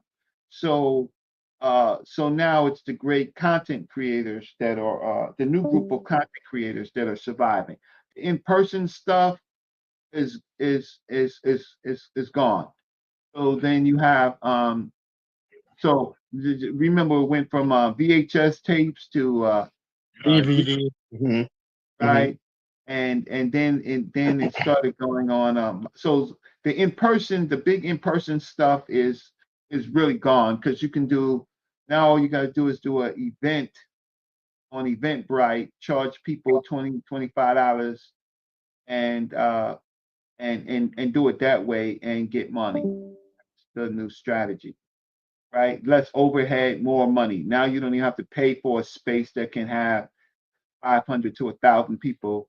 You don't have to pay for that. It's all revenue in your pocket. So that's when it went really, really wild. So now these people, some of these people are smart enough to say, I don't need nobody to promote me. I'll promote myself. So they have huge followings, right? They have huge Okay. followings, right? And so that's where we are now. And so because of that, now it's no accountability because even the organizations who would pick and choose and say what the topic is, now individual can come up there and get, do an event and get 10,000 and charge $25, right? And really, really eat, right? Luckily, there's a lot more competition now, and people are not paying what they paid, right? So only some groups can do $25. Most people are doing now $10, right? So they can't get the Yeah. $25, right? So because there's much more competition in this space, and oh, that hurt the bag, right? Well, I was gonna ask, hurt the bag. That's a good Oh, point that you make, I'm brother not a Reggie. Oh, scammer. two Wait, piece, well, two first piece, of all, two I got to piece. make a commercial Oh, because I oh, don't. god I'm damn. wait. No, I got no. I'm not a Oh, scammer. that's you, Reggie. I'm sorry. I'm sorry. Yeah, brother Reggie's Oh, not a I'm gonna scammer. But brother interrupt you. Reggie, on the average, gets anywhere between for my talks $10 for 3 hours to $25, right? So my cash app is dollar Reginald Mabry, right? And I'm not a scammer. And my cash app is zero. I'm looking at it right now, zero. Yeah, I don't. Yeah, who would accuse you of that? That'd be crazy. Oh, But they do. Why do you brother think Reggie, you supposed to get? Why do you think you supposed to get paid though? cause he Because I'm doing a service and because I'm smarter than the most, and you could cite my sources and my work, and so I should Nah, bro, nah, bro, nah. We ain't rocking with that. You ain't rocking Ain't with. Hey, yo, rocking with. Sheffrin. Hey, Shefford, I don't need. Shefford, I don't need brother, nothing. brother Reggie, Let you Shefford, say that. brother Reggie, Right? can I stand up for No, You're no, a doing no, second? no. Can You're I not stand gonna up? berate. You're not gonna berate our chat for money because you feel as though you smarter than us. That's crazy. No, No, I said he's because I not. need But information. You That's just can crazy. I responded. do it? No, no, You no. didn't I'm hear just none of saying. what Let I me had do to it I'm for say. speaking you. for the people. Hold on. Stop, Small. Stop. Listen, Reggie. I'm Okay, speaking for okay. the people. This is You not are. Sheffrin Who talking. gave you that right? Who gave you the right to speak for the people? Yo, who knighted you? Don't I, bite, Reggie, I'm the don't bite. people's champ. Don't I'm the bite. people's champ. I'm the Don't people's bite. champ. You're not the people's champ. You're not the people's champ. Now you being a hater, right? Look, I've not been a Well, hater, but I cannot let this keep happening. Like this, you gotta stop. You gotta stop somewhere. why does it have to stop? Who are you? Who are you? Right? Because I don't even ask for much, right? So if I spend my time and I've been on here for 2 or 3 hours, and for the last minute people want to hear me talk, who are you to come in and say that the people shouldn't give it to me? You're Anything? right. You're right, Reggie. My bad. Continue. Look, I'm more than oh right. no, it ain't your bad, Chef, because I was trying to speak up and say how Reggie was a value to the community, and you told me to shut the fuck up. You the Oh, second okay. person. All right. I forgot. I forgot. My bad. Hey, Reggie. you I you apologize. I forgot. I you forgot. you the same. At the same time, all of the people that I named and I've been in contact with, Sheffrin, you've not been in contact with none of those people. What's your life experience with these people? I So if I'm said going to I tell you my apologize. truth, Listen, I why said you say I work ethic? apologize. Hold on. So you're not going to accept my apology? No. No, you gotta take some of this goddamn scolding because you interrupted me and said, "Hold on, Small, you the second person today. I Hold ain't on. even talking, and you told me to shut the fuck up." I wanted to say how much I appreciated Reggie and his contribution to the community, and you told me to shut the fuck up. I apologize. Reggie, you accept my apology, Reggie. Calm I down. ain't accepting your apology because you know what? I don't need what do I get out of your apology? You already messed up the whole show. You my dude though, but I'm just trying to tell you is you saying this gotta stop. But you pick and choose on who it should stop. You I are was trying to mistaken. wait. You I are was trying. You have a mistaken. business. You have a business. This is a business right here. So by blocking me, you're actually blocking your business. Who blocking Reggie? I said, I take it back. Go get your money. Hey, y'all, cash at Reggie, $ Reggie Mabley. You know what I mean? Y'all already know what it is. Go ahead. Hook my That man ain't up. even that, that ain't even his last name, but I get what you was trying to say. It's Reggie Mabry. You said Cash app, Mabley, but that's Reggie okay. Mabry. Hit him off, y'all. Show the brother some love. Yeah, the first time they would have thought there was an L in that, but that's okay. Um, but I'm just saying. No, The thing I kind is, of get, but go ahead. Hey Reggie, How many people even listen? How I many do people got even some listening to this show right now? I What do is it got like? a paid gig for you though. If you take a debate, we're willing to compensate you. So just Yeah, let me know. I think I debate on one. I debate on one. My man Westside had something to say. And I was talking at the same time. Go ahead, Westside. Nah, man, I've been listening for hours, man. But I wasn't able to really come up. I was just wondering how many people are listening to this show right now, even? 200. Well, that's not bad. Now I was just wondering how much money is it really available, in a sense. But okay, 200, that's pretty good. This nigga. Kick him off. Kick off that. That is so. Nah, Jeffrey, Jeffrey, that is you. That's on you. You know, that's all. Is That's on you. is That's 30 on you. people watching? Is 30 people watching, but they all millionaires. So No, I'm there's just plenty saying. money I'm available. not. There's I'm not plenty hating on money nothing. I'm just available, saying brother. a lot of things is a numbers game, right? You know what I mean? Listen, Hey, can I say something? Westside, you just joined a few days ago, but I'll fuck with your points, bro. You be coming in, you putting things into perspective. I really appreciate that shit. And Yeah. I think that's what I'm trying to do. You know, I'm trying to put it in perspective, man. You know, so as so best I Sutton, can. You Nothing know, wrong and with that. learn from other people Sutton too. You know. provide the bulldozer and you driving it over Reggie. Jesus. Nah, man. Nah. I ain't nobody trying to stop Reggie from getting his paper. I I'm just respect saying. Reggie. Reggie has provided a lot of good. Because I wanted to ask him, like Kaba, for instance, right? I gotta find a source on if he's a science, what he taught and all that. But I'm wondering, like, because plenty of people go on a lecture circuit. There are all kinds of lecture circuits.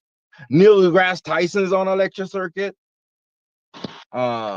You name him, man. Sean Carroll's on a lecture circuit. I bet that brother is on a lecture circuit. What's his name? The historian from Harvard, man. Henry Louis Gates. I had a question about the lecture circuits too. Yeah, go ahead. All those Westside. guys Yeah. are on lecture circuits, right? But their information, generally speaking, would be considered solid, right? So you don't have to necessarily be pushing, you know, questionable information to make it. But at the same time, too, there's some things that Reggie was saying that I really don't agree with fully, in the sense of the boule and stuff like that. You know what I mean? Like, these people are educated people in the community, right? Now, if they're educated and they try to separate themselves or think they're better than other people, I wouldn't rock with that. But if you're educated and you're trying to push yourself into a different direction and even trying to help people come up, it's all good to me, you know, because we gotta, nobody's perfect, you know what I mean? So we gotta decide what we Wait. want. Right? You can't be. Say that again. Say that last part again. So No, I'm I saying, think Reggie. Yeah, go ahead. if you're educated and you're trying to separate yourself from people that are less fortunate, right? Mm-hmm.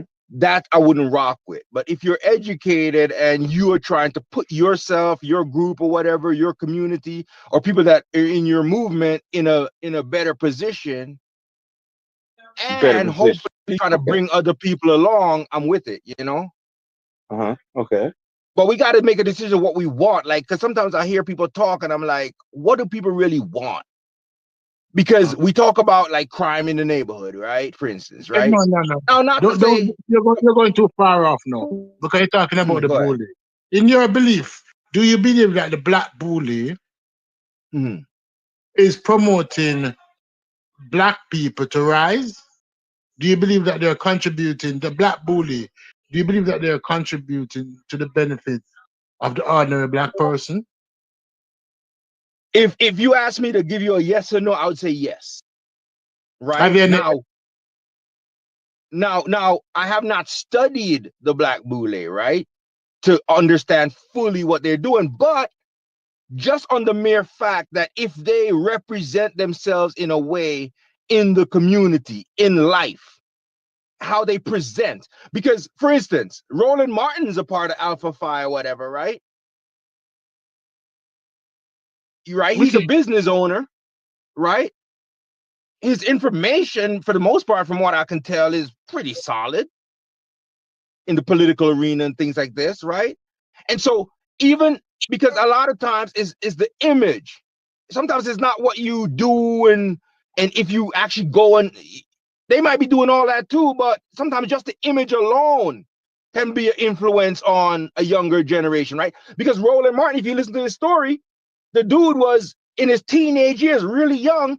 He was going up to Chicago looking at the guy that ran the Chicago Defender and mimicking that guy. So just the image of that guy was beneficial to his life. Can I ask a question real quick? Reggie, let me ask Reggie. What? Reggie still on? Reggie, do you agree with that statement? I'm still on. I'm just I'm Do upset you about agree with that statement? if those No, but don't let them upset you. Batter them with right? knowledge, no. Come So you get on the in. opportunity to knock him out. I give you an opportunity to knock him out, Reggie. Right? I give you an opportunity.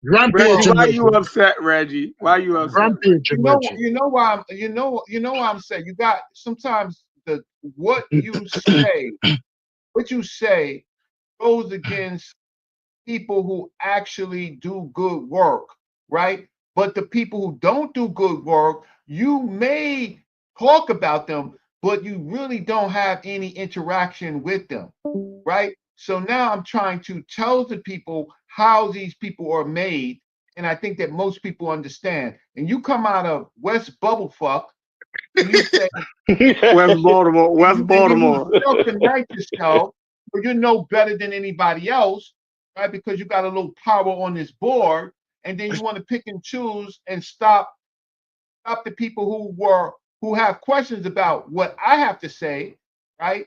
And not what you have to say. You're Who are not you even, referring to, Reggie? huh?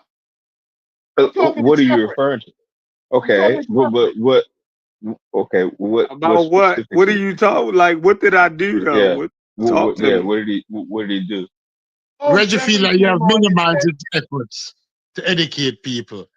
Not because there's a cash up that mean anything. He's seen that people who is Oh, less the cash that was research still than on him. that.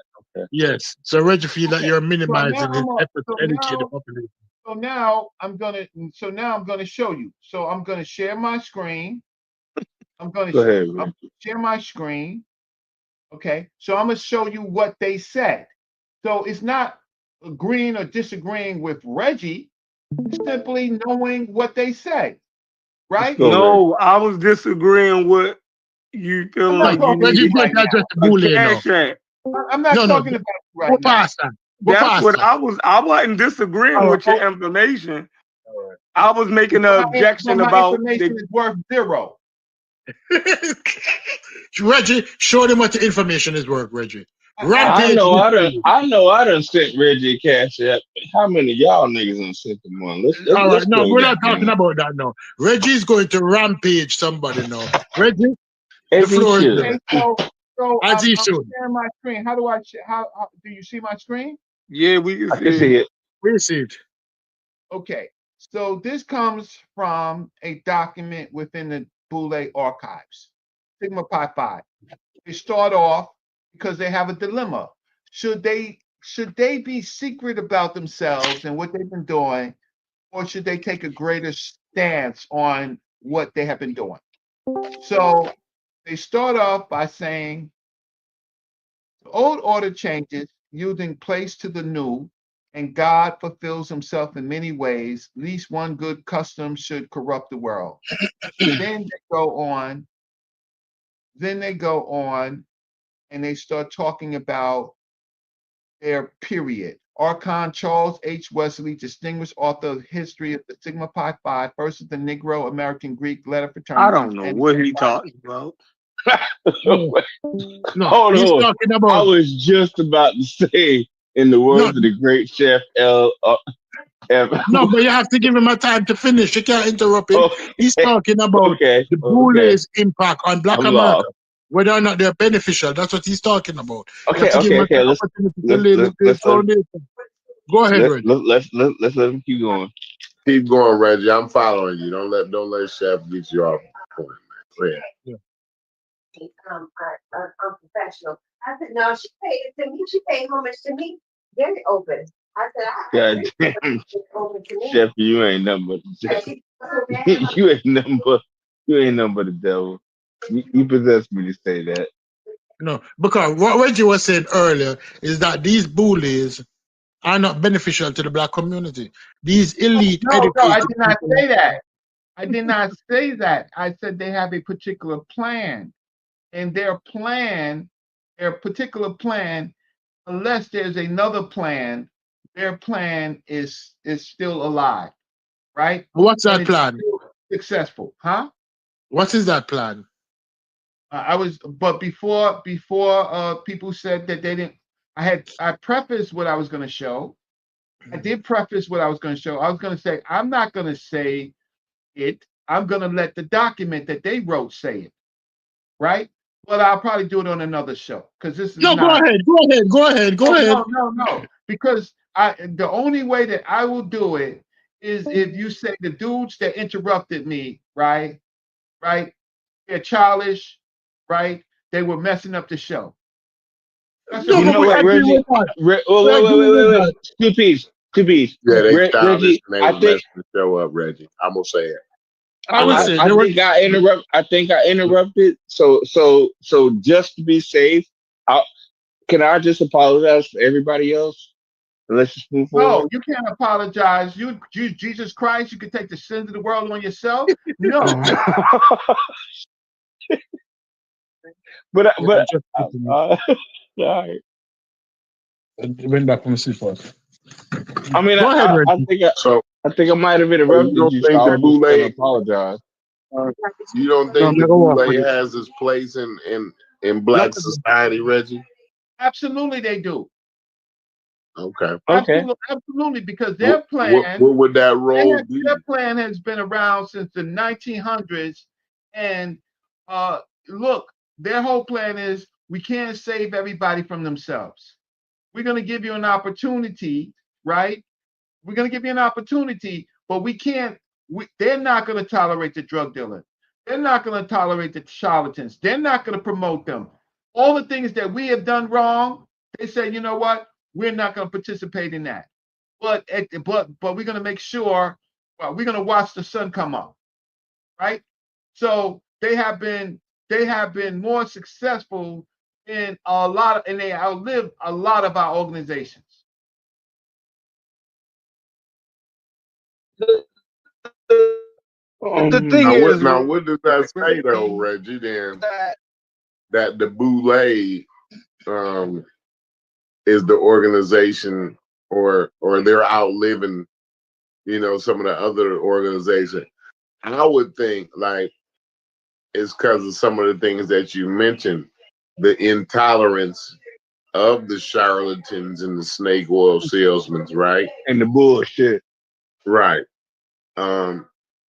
Maybe other movements ought to adopt some of the intolerance that the boule has, right? Absolutely. Okay. Because they don't see the boule, they only recruit people who have actually second outside the bachelors. They would recruit people with masters and PhDs, or business professionals, right? Or people in the music industry, right? But Now, high the level masters people. and PhDs don't shield you, don't give you no golden dome or anything from the charlatans and the snake oil salesmen. But once you join the boule, once Mhm. you join the Sigma Pi Phi, then you have to be within their you have to be within their organizational framework, right? And if you violate, then they kick you out, right? So Gotcha. there's accountability. So, for example, Bill Cosby was not a member of the Sigma Pi Phi. Wanted to be, but they didn't think that he was so on those levels, right? They didn't protect him, nor did they help him, nor did they support him. They left him up to his own devices because they know who he was, Right. Okay. right? So there are. But this So is now, the thing. yeah. Go ahead. Reggie dropped down. No, I'm here. No, wait, no, you. No, but I'm saying, if, even if they didn't, And now you chopped and screwed.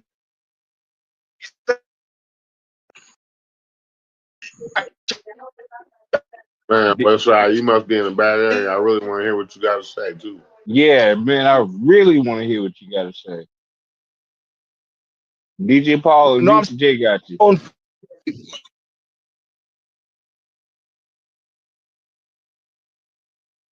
Yeah, I'm saying what happened to Cosby. I mean, I don't want to get down in that road, but you know, he was successful without the boule, right? Was he? No, he wasn't. Well, successful, Yeah, but I'm saying Cosby? when had he been in line with their policies and ethics, right? Maybe there would have been something that they could have done to back him up when he found his back up against the wall. If You know what I mean? they would have recruited him and he would have been under their jurisdiction, he wouldn't have made those mistakes that he made. But they don't tolerate that. Right. I don't agree with that. I do not agree with that. Yeah, I like do not agree what? with that. That's saying that What part you that's don't saying that agree with? human beings that's saying that human beings don't have a choice. People can be in an organization that does not support a particular thing and do the thing anyway. We see it Nope. all the time. So Nope. because he's what? Nope. See, Bro, how many people do you know? He's saying that they How many people seen you him know? a long time ago, though, before it all came out. Bro, they already knew kind of who he was. That's what he's saying. Nope. See, okay, here's the but even if problem. you're Okay. What I'm trying to But say. go ahead, brother. I mean, get What I am trying to say is that there are certain organizations that you join, you take an oath, right? Part of that is if you go against them, they will destroy you internally. They will make your wife and your children, they will get your wife and your children, they will push them out of society. Yeah, he's kind of right. When you're in some Masonic organizations and organizations that are patterned like that, you violate, that's your whole, you're in exile, you and your family. For example, the Boule, the children of the Boule, Sigma Pi Phi, they don't interview for jobs. They're already selected. They don't have to interview. They don't go to interviews. They're selected by their lower things like Jack and Jill and other areas. They're selected if they whatever they want to apply for, right? If there's one of them in that organization, they will support them. Right? So they can walk in. okay, so Reggie. I know this for a fact because I knew children of the Boule, and they didn't have to. They did not have to interview. And I asked them, "How'd you But get Reggie, here?" Yeah. There's a but Reggie. Go ahead. what I'm saying is, how many groups do we know? Businesses do we know? Organizations do we know that people bring their kids in? Nepotism. You see what I'm saying? The kids get a leg up. So I'm saying all this exists. It's not just in the Boule that this I am exists. saying you're missing the fact. What you're missing, and that's the fact. I think you have something that you want to say, but I do think what I have to say is much more valuable. When you join. Okay, you're laughing. I'll put myself on mute again. I'll wait for the No, Reggie. No. I'm not laughing. I'm not laughing. Who's laughing? I'm not laughing. I was just saying that mentally why I chuckled is that I was saying to myself that Reggie knife is sharp tonight. Reggie taking heads. So it wasn't any disrespect on the laugh. It was just acknowledgement of you going to town. So go ahead, please. Let's hear it out. You see, this is the problem throwing pearls to swine, stupids, right? A person doesn't know when they're when look. I'm using metaphorically, right? I was trying to read something from their document so I don't have to speak for them, right? That's primary evidence, right?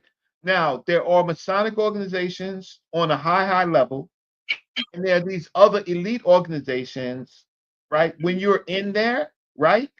If you are cast out, it's really destruction for your whole lineage. You don't get back in.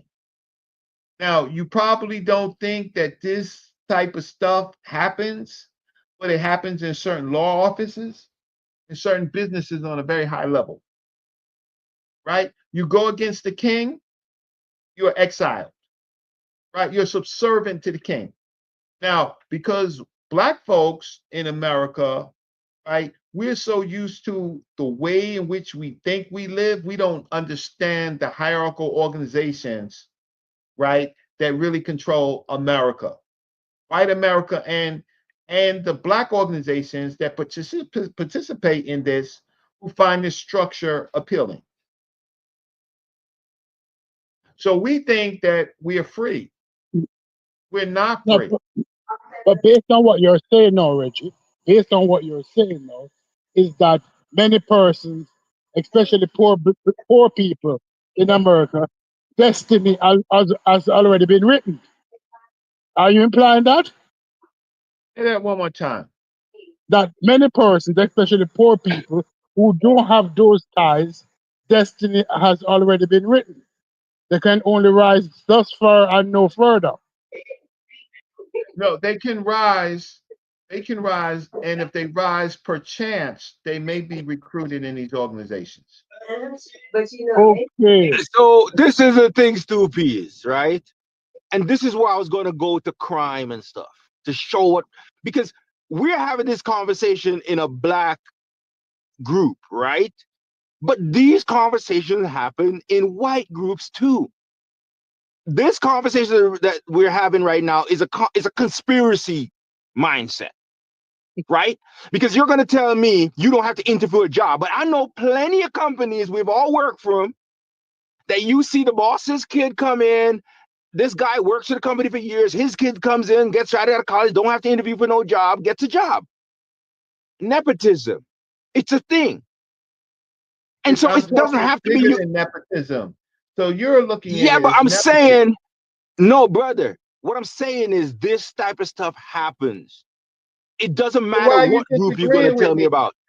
So why are you disagreeing with me? And why are you So interrupting this me? is the thing, Reggie. I don't disagree with you in the sense that, you know, people don't have to interview for jobs and they protect you if you're in the boule and stuff like that, right? Now, I disagree maybe on the degree of protection that it offers. You see what I'm saying? So that's Because another I know conversation. someone, let me give you an example. Let me say this before you keep going. Let me say this. Wealth is a protection. You said in itself. Fame is a protection in itself.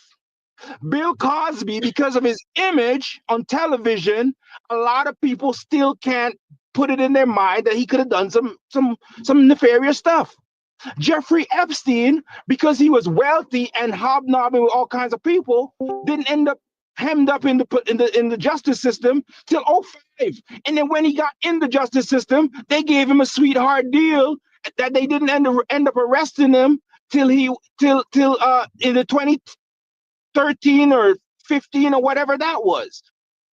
You see what I'm saying?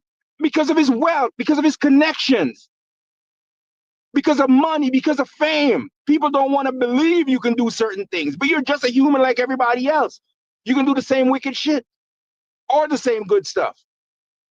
And so that's my point. I just don't believe in the conspiracy theories of it. It's just how human beings operate. That's what I think. It's okay. No, yeah, definitely. I agree. Nepotism is definitely a part, especially in my trade. Nepotism plays a big role in it. I think Reggie was more so, and I agree with you, brother. But I think Reggie was more so talking about the level that they're able to do that kind of nepotism on, like the boule kind of can do that on a more corporate, you know what I mean, level. So Corey, and man, I didn't mean to cut you off. But the question would be for you and Reggie, wouldn't that be the ultimate goal? Like what you accuse the Black Boule of accomplishing, right? Wouldn't that be a good thing, though? Yeah, This is the I'm good not. question right here. Don't get me don't get me wrong. I'm saying it's good. I'm because if you had the just choice, you do the asking same questions thing. throughout the whole thing. Yeah, It's a good thing because they have accountability among right. its members. I think that was the overall point was Yep. the accountability, because we talked about how my question to Reggie was, shouldn't we adopt the strictness and the intolerance of the boule, right? Not allowing those snake oil salesmen and scam artists Oh, right. coming in. So that was kind of the question or whatever. But yeah, man, I don't think it was So a in whole other lot of words, you disagreement. Mhm. disagree with the overall outcome. Just let's control more of the I'm the saying puppets behind the strings, I'm saying the the adopt puppeteers, rather. adopt some of the things that the boule is using to be successful. Because, like I said, Reggie talked about the success of the boule, how their Oh, okay. boule have outlasted a lot of these programs and ideologies and different groups or whatever, right? He talked about how the boule kind of outlast him. So yeah. Okay, yeah. I had a phone call, so I might have missed that. Mhm. Yeah, because I didn't know whether you were referring to that versus uh being sort of the puppeteers behind the string sort of type of thing. Like, yeah, so I that makes a little bit more sense. All right, go ahead. Yeah. I don't think he was coming from oh, it's a conspiracy and they they hoarding the jobs and only giving them to they people. That wasn't his point. The overall point is the intolerance. So like they're not coming. They're not gonna back you up when you're doing bullshit. So that's why they don't have a lot of the bullshit around. You know what I'm saying? I'm a different type of nigga though, Corey.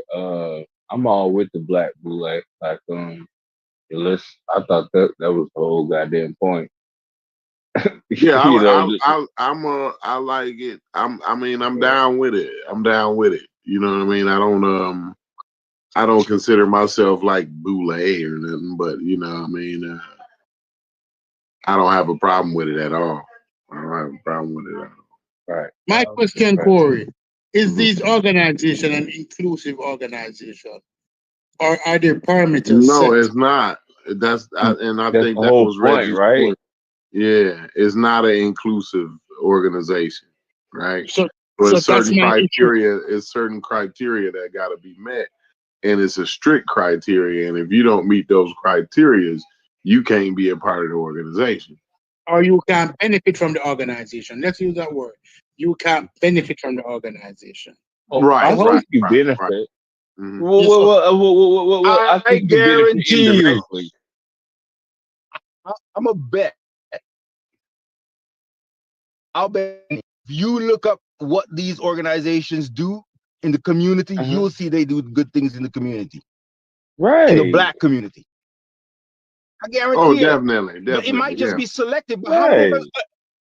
how much of us are in organizations that people just can't join? In organizations, you just can't join it, and it's selective in some way, Right. Nigga, right? nigga, So you why are might we not acting like this is you might something different? nigga, you might not have made your high school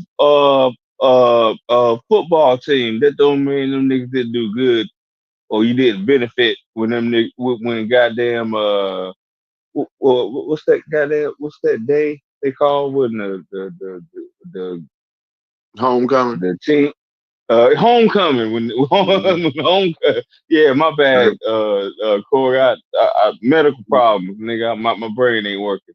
Yeah, but it doesn't You all mean good. niggas don't the benefit with homecoming coming around, like so that makes total perfect sense what you're saying, bro. Right. And so this is the thing I'm saying is that, but these type of because I'm gonna give you an example. Mhm. Ketanji Brown Jackson, right? People talk all kinds of crap about this lady, especially if they're conservatives. I'm talking black conservatives, but I hear it a lot from black conservatives, right? Now, what did this lady do wrong? Huh? She went to college. Her family was middle class or something. I don't think they were like wealthy. She went to a good school. She got education.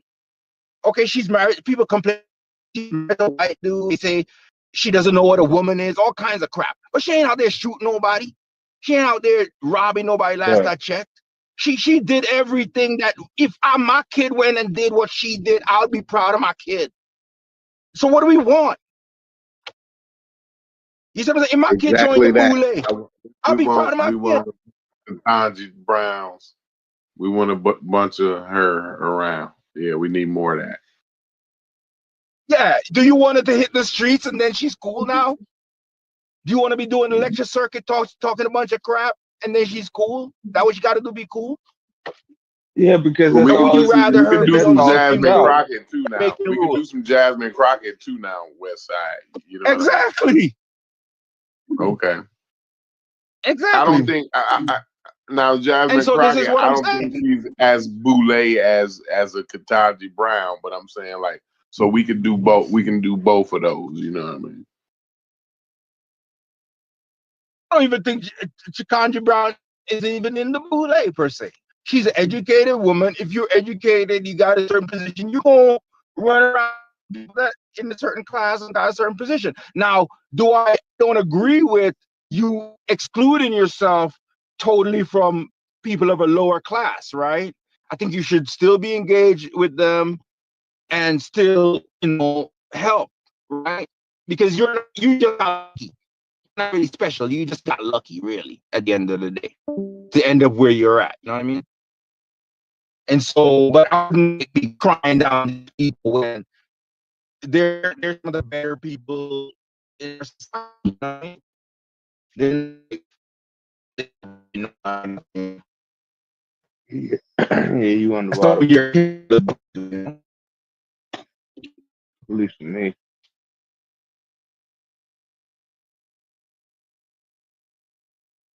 Anybody hear No, he totally went out.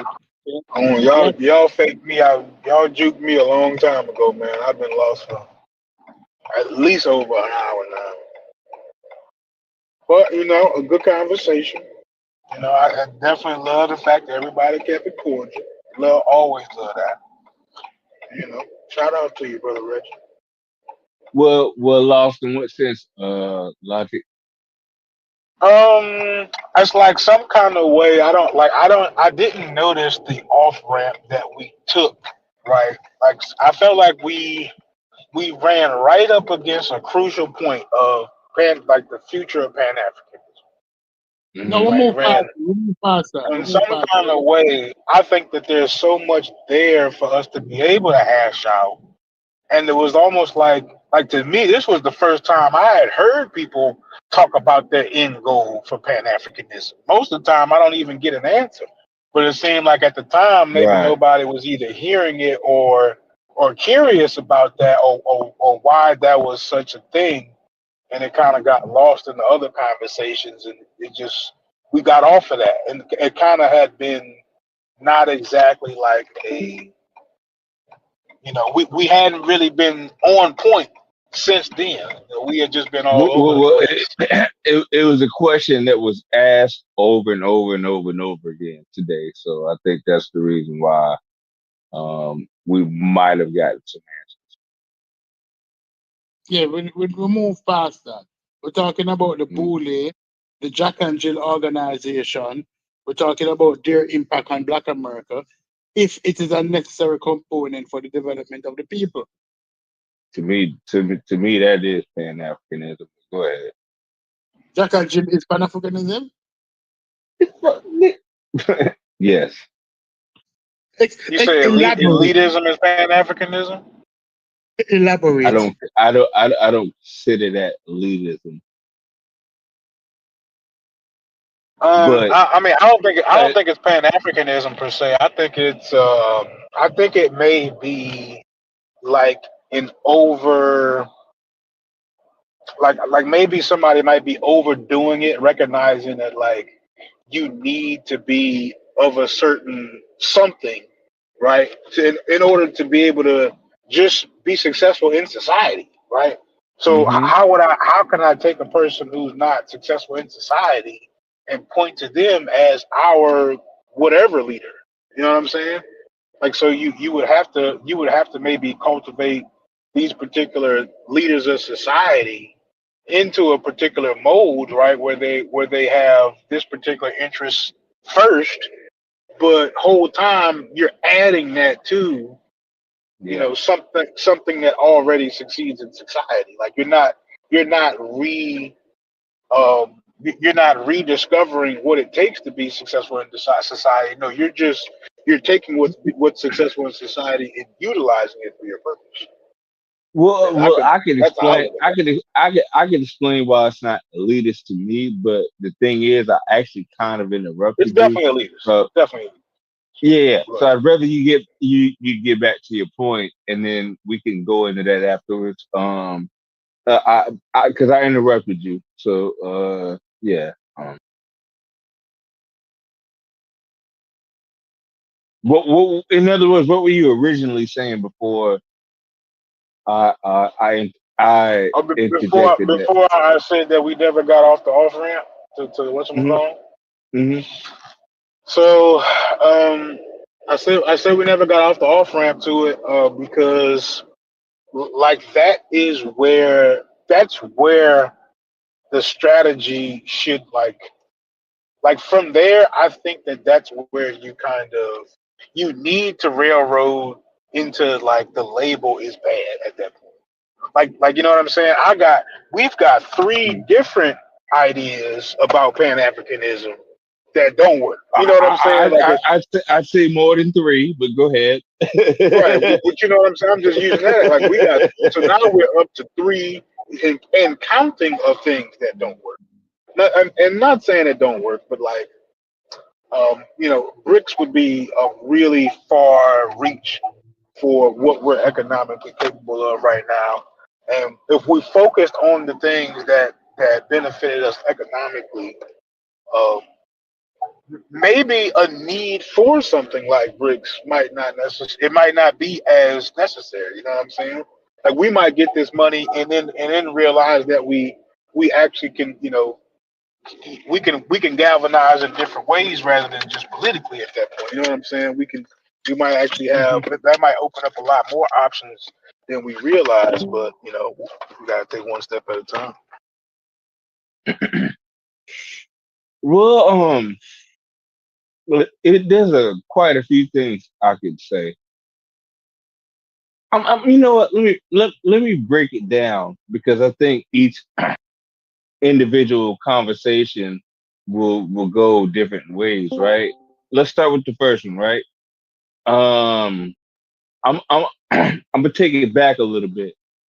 Um, we were talking about elitism. Um, when you say Pan Africanism is elitism, I have no problem with that. Like, wouldn't that be the goddamn goal? Like, what else is what else would the goal be? Let's start What, with that first. what Can y'all talking someone about? else? I apologize. I've been I, busy as hell. What well, y'all talking about? I was about to say something all wrong. But All right, anyway, go question. ahead. The people don't No, I'm understand sorry. I didn't hear y'all. What you talking about, Swamp? I didn't mean to cut your shit. What you talking what is elitism? No. It's a joke. It's a joke. No, Yeah. I was saying, and Brass, maybe you could about? What? weigh in on this. I don't have a problem with the quote unquote black boule. I don't consider it a pejorative. Um, and I was saying, if that's not the goal, what is? I just wanted to I I can't. As a matter of fact, I don't even know if I can get past that. What the hell are y'all? Uh, Okay, I'm gonna ask again. What are y'all talking about? You know y'all still alive, right? I've been gone this whole time. You know, y'all was Oh, live. I don't give a shit. I don't give a shit if we're live or not. I don't give a fuck about Okay, you, so bro. what is the? But So we got an issue with the bootleg. I just well, I think a lot of people do. My thing is this though. Well, let me just ask you this, Brass, right? What? Is there something wrong with the bootleg to you? To me? And I think I already know the What answer, is the but what is yeah, the to you? I'm wondering what is it to anyone else? It seems like it college educated black people to be, but So what is it to you? wait, stop. If the boule is college educated black people to you, what could be wrong with it? Yeah, I'm confused. I What could be don't. wrong with it? Niggas is mentioning fraternities. I'm like, niggas, No, I'm fraternities is definitely fraternities is definitely a part of the boule. Did I miss a good conversation? yeah, I think you might have. So the boule Or I was might being be fucking trashed it in up. here, or it was being trashed, or what was it? I don't think they were trashing it. I think this was my point. No one was trashing the black boule on here, right? I don't want to speak for anybody else, right? Did I miss? It's not that many. I was about to come in and turn the show off, Because but well, now you. because because Who was talking about the boule? I'm Why you act like I asked you who shot Raymond on 3rd Street? Nigga, who was because talking about the boule? I feel like I'm the only one speaking right now. Like, why is no Yeah, one who else? you are? That's why I just asked you the question. Reggie was talking about it earlier. Let me add to the What was this? conversation, Yeah, Brass. yeah. Reggie was talking about it earlier, and I was asking him, is the black bully and fraternity? Reggie was in here. Yeah, he was in there. Mhm. We're talking. Okay, go ahead. Is it beneficial to the Black American population? I might not have used the Black American population, or is it promoting elitism? Is the bully and fraternity about elitism? The And the boule and question, fraternities are about black people networking within the system, and so Do, the do then they, and question then that do I they had promote asked, the question? Wait, hold on, right? let me hold on, finish. hold on. Let me finish. The question is, are they promoting elitism? That's well, Certain, yeah, goddamn, for the most niggas part, be yeah, cutting me off. yeah, for the most Yes. part, yeah. Is Okay. elite? So, Stupid, can I fucking please talk? Go ahead. Brass, Go ahead. at the point where you came in, the Uh huh. point that we were discussing was, is that bad? And isn't that the entire fucking point? If you're talking about erasing Western democracy as we know it, wouldn't elitism be a part of that? Wouldn't it as a matter of fact be the start of it? Well, okay. So the way it was supposed to go was similar to how the white fraternities, the white elite fraternities and Masonic orders was supposed to go. So the way it was supposed to work in its inception was connect the black doctors, the judges, the businessmen, the politicians, so that they could support each other's career, right, and their Mm-hmm. social mobility. And then if you build like a stable black professional class, then it like similar to the talented tenth. It's very similar. It's very similar to that. It's supposed to serve as like a mediator between the white power structures and the rest of the black community. So it's supposed to be like a protective thing. Now, while it Okay. being elite, don't get me wrong, but that was the point. Like if these black professional elites are going to be excluded from white society, they'll be protected within the boule, so that then you could pass it Right. on to your children and keep the whole thing going. The reason why people said it was bad is that if you're trying to work within the white system, you're not necessarily trying to liberate from it. Ooh, okay. So what Okay. happens is you're not resisting it, and then when you're doing talented like the boule is kind of it's not everyone. It's not even like 10% of everyone. So yes, that group is feeling some group or whatever, and then they're passing it around amongst each other. But they don't. Most people don't believe you can network your way into helping Black people. It's gotta be something different. So how it's supposed to operate is like creating a Black upper class. So that's how it's supposed to operate. So I never looked at it as an evil thing. I always looked at it as like a very limited thing. Like it's a good thing, right? Because those people are still Black. I mean, whatever you want to call them. I'm very familiar with it. But the problem, and I think the challenge even for Du Bois when he was talking about the talented 10th, even his issues with the talented 10th was without a stable working class amongst Black people, without high levels of employment amongst Black people, then all it really is Black people recycling Black people for an upper class. So remember I was telling you when I was in Jack and Jill, or you're basically, these people get empowered, these corporations, and they just hire other members of the boule, not necessarily other Black people. You understand what I'm saying? So it won't end up, you don't really end up, Du Bois never really saw he needed Booker T. Washington's model and his model, not just his like a combination of the. Yeah, you gotta have a labor class. You gotta have a strong labor class in order for a boule to work. Yeah, well, I don't want our what's two pieces. I don't want, and I was just about to say, I don't want brass in our conversations to kind of take over. But when you and Stu Pease get through, I have a question I'd like to ask you, and I have a feeling that what Stu Pease is gonna say is actually gonna add on to what I'm gonna ask. So, Stu Pease, please go ahead. Yeah. Let me go ahead. Yeah. Brass, one thing I can never call you is a hypocrite. Right. Because you're truthful in everything you said. You could have dodged and you could have hide and you could have found some other excuses. But you do say it is good. I say it is bad. Elitism is bad because I've come from a country where I have seen elitism and how it operates, meaning that it becomes incestuous, for want of a better word. Yeah, What I mean, whoa, okay.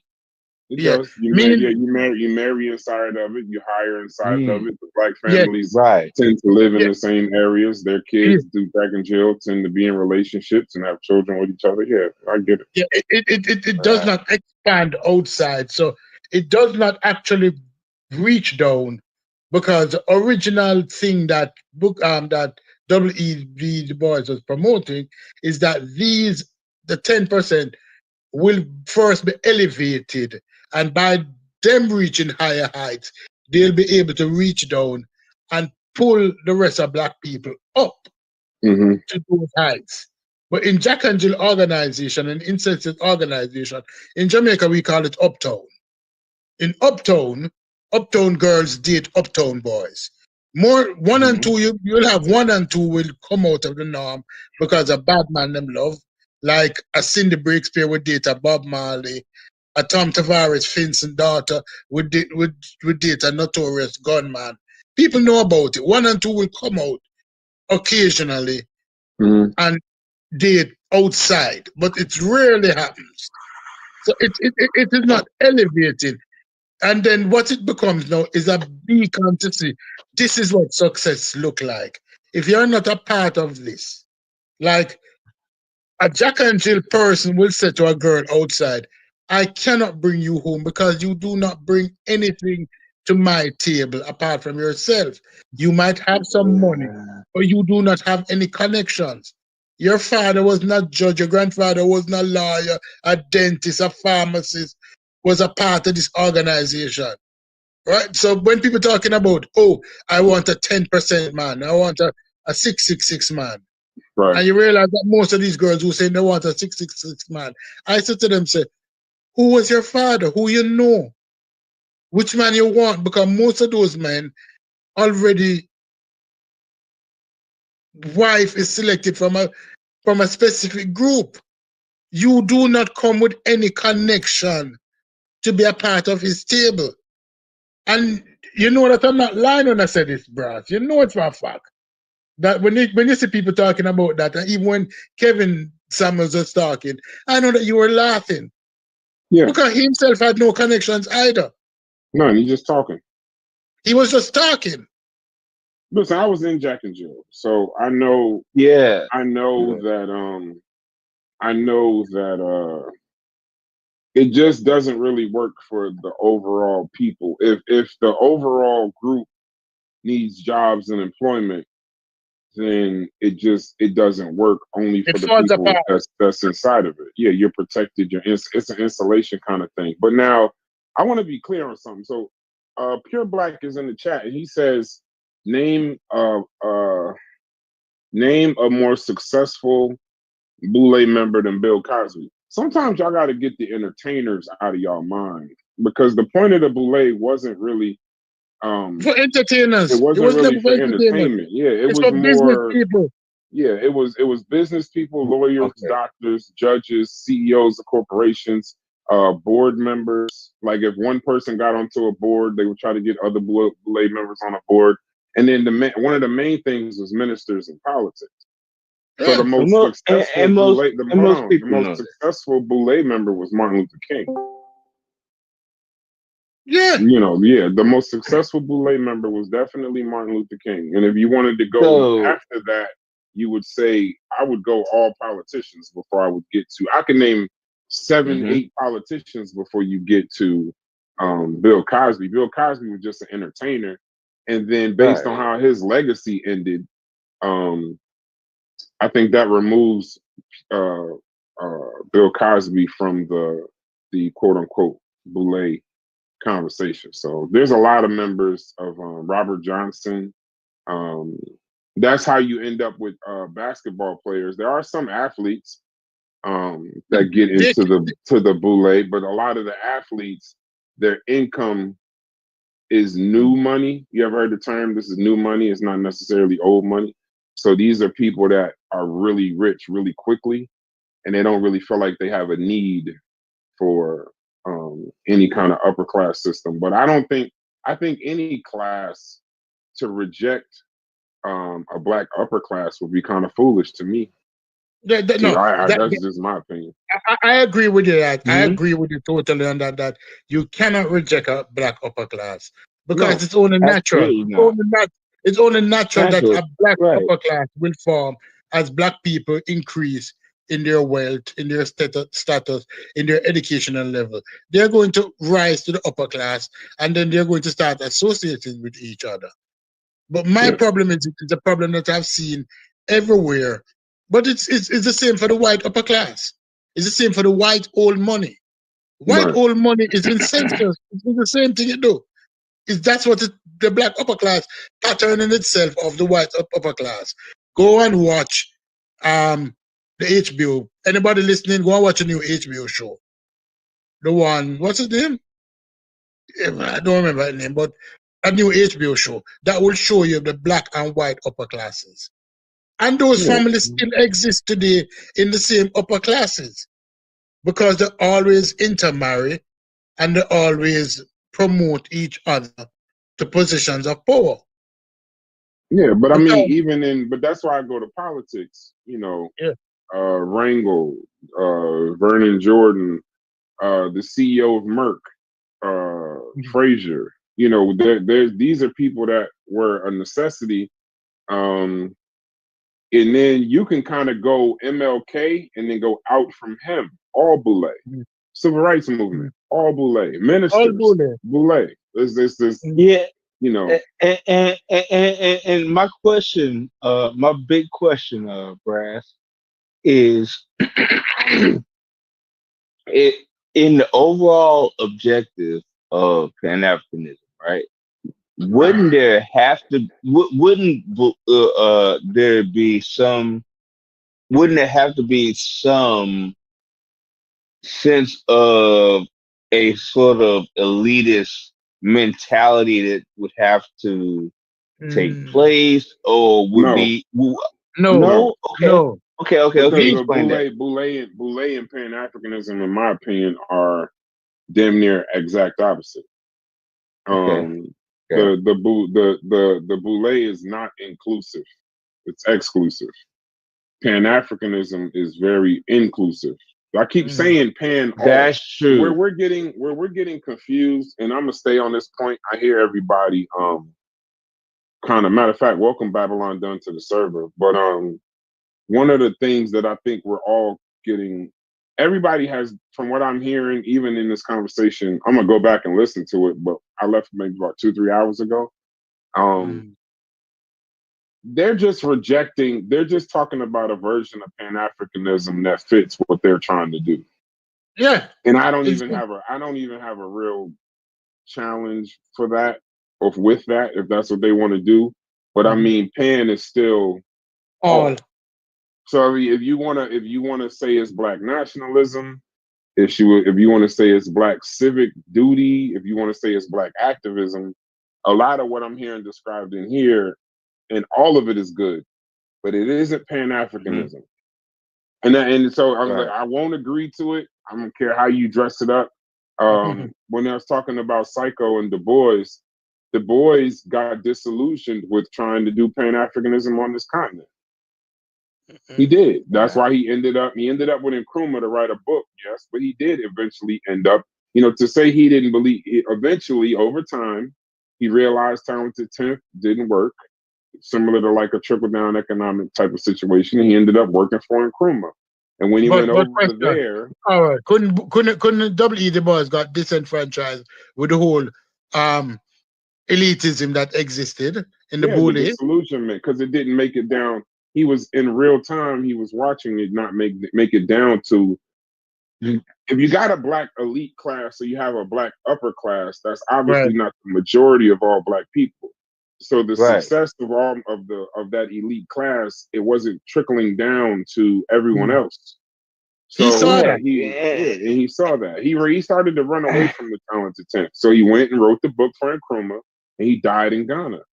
So to say that he didn't think going back to Africa made any sense, he went to Nkrumah, like literally Pan Africanism on steroids at the time, and that's Yeah. where Yeah, he because died. Yeah. I'm he believed later in his years that all black people should be able to be successful.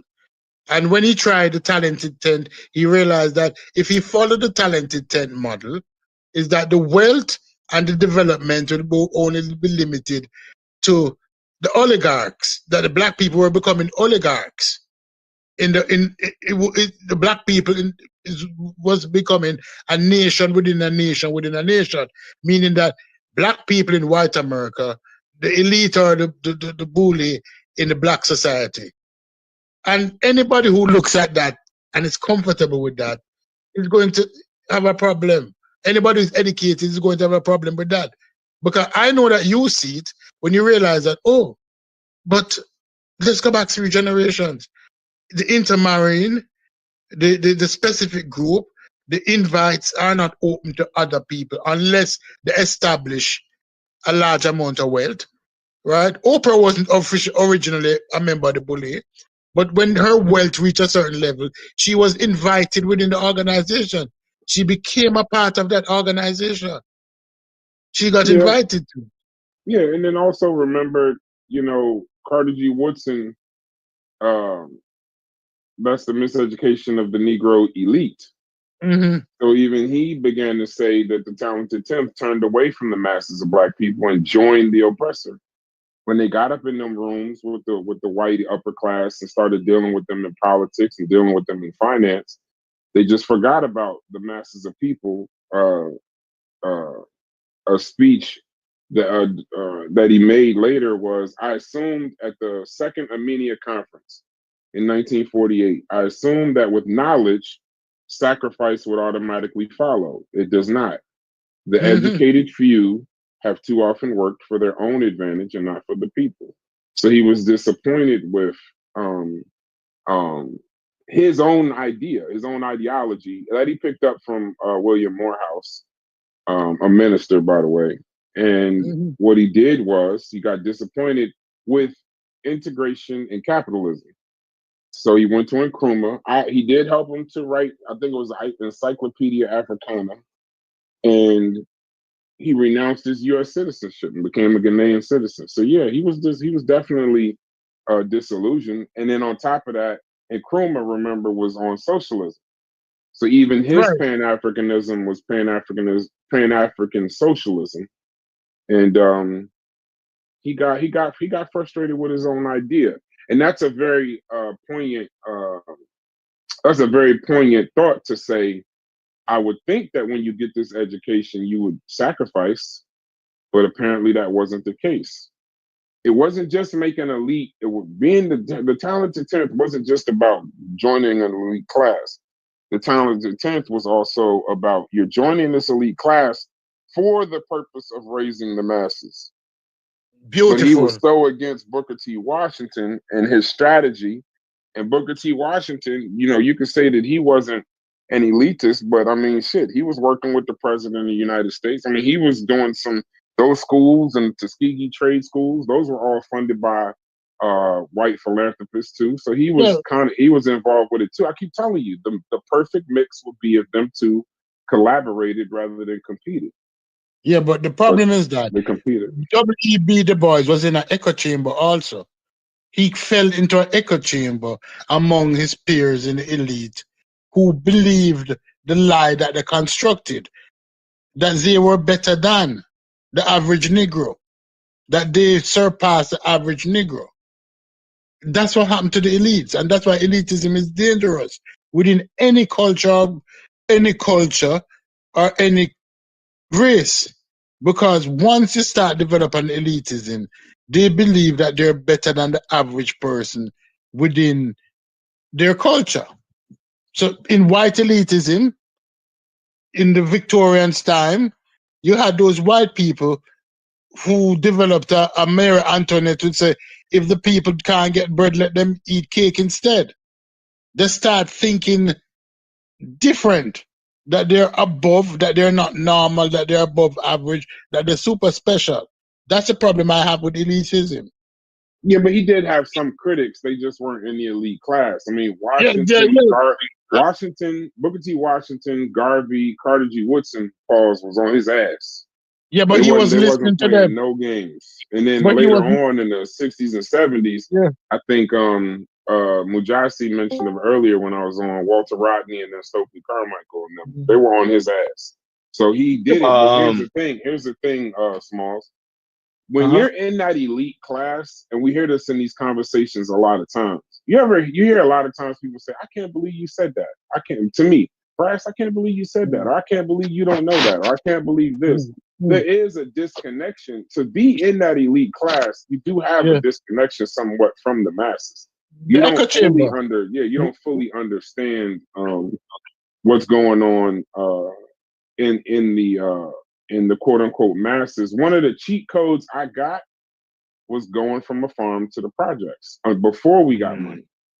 Right. So I might be disconnected from it, but shit, I grew up in it. I was shaped in it, and then we struck quote unquote gold per se. But while we were in the projects, all my brothers and sisters went to college. They all graduated from college except for one. All got advanced degrees except for 2 or 3. And all participated in Jack and Jill while in the projects. And thank God that our parents, by the time I came along, we were that was whether no matter what, we were involved in that. So it ain't really about being rich. It's about knowing the code. That's why they treat it like it's a secret thing. And it's not really, but everybody can't get into Jack and Jill. It's exclusive. Right. It's an exclusive thing. So it's not about being poor, this, that, and the other. But if my father's best friends are now judges and politicians and ministers, then I'll have access to it, even if we're not. We could be the brokest people in the room, but it's really about connections at that point. And the thing is, through those connections, there's no You will way. become There's wealthy. no way. Yeah, there's no way. You know, it's like the classic saying: "Show me if you got 6 broke friends, you're soon to be the 7th." Yeah. Well, But if well, if you got go ahead. 7 successful friends, you're soon to be the 8th. Right, because if you needed a recommendation, you were in Jack and Jill, and you needed a recommendation to get a job, you'll have 2 recommendations from well-known people in society. So that will enhance your chances of getting that opportunity to school Yeah. and to college. Yeah, That's I how do it my works. My question for then the both of you, right? Why then the problem with with elitism? Because I heard today that one of the objectives of Pan Africanism is to erase Western society as it exists. How the fuck do you get there without elitism? Well, no, I, that's a I'm foolish. I don't even know whoever said that. That's a I don't know foolish. who said that. Yeah, that's foolish. Like Yeah, that's I what I don't meant earlier when I I don't said remember no, but who that's what I said it. meant earlier when I said trying to affect Pan Africanism. I think Mujasi was the one that said think globally, act locally. In these United States, it's going to be very difficult for you to affect any kind of change without working with the existing power structure. And that's why Correct. that's why I asked Psycho before I left. He kept using a very specific language. He kept saying how to get things off of white people, how to get things off of others. And that's what I mean by, well, what about with? It Yeah, can't be off. I heard when you asked that It question. can't always Yeah, it can't always be off, because if it's yeah, always off, you're only gonna get but so far. You yeah. gotta be it's gotta be it's I'm gotta be not with. One of I the things can't that, remember all who. right, can I Oh, say go this? ahead, two piece. One of the Yeah, go things ahead. that many Pan Africans believe, that many people believe, is that only a few people can be successful.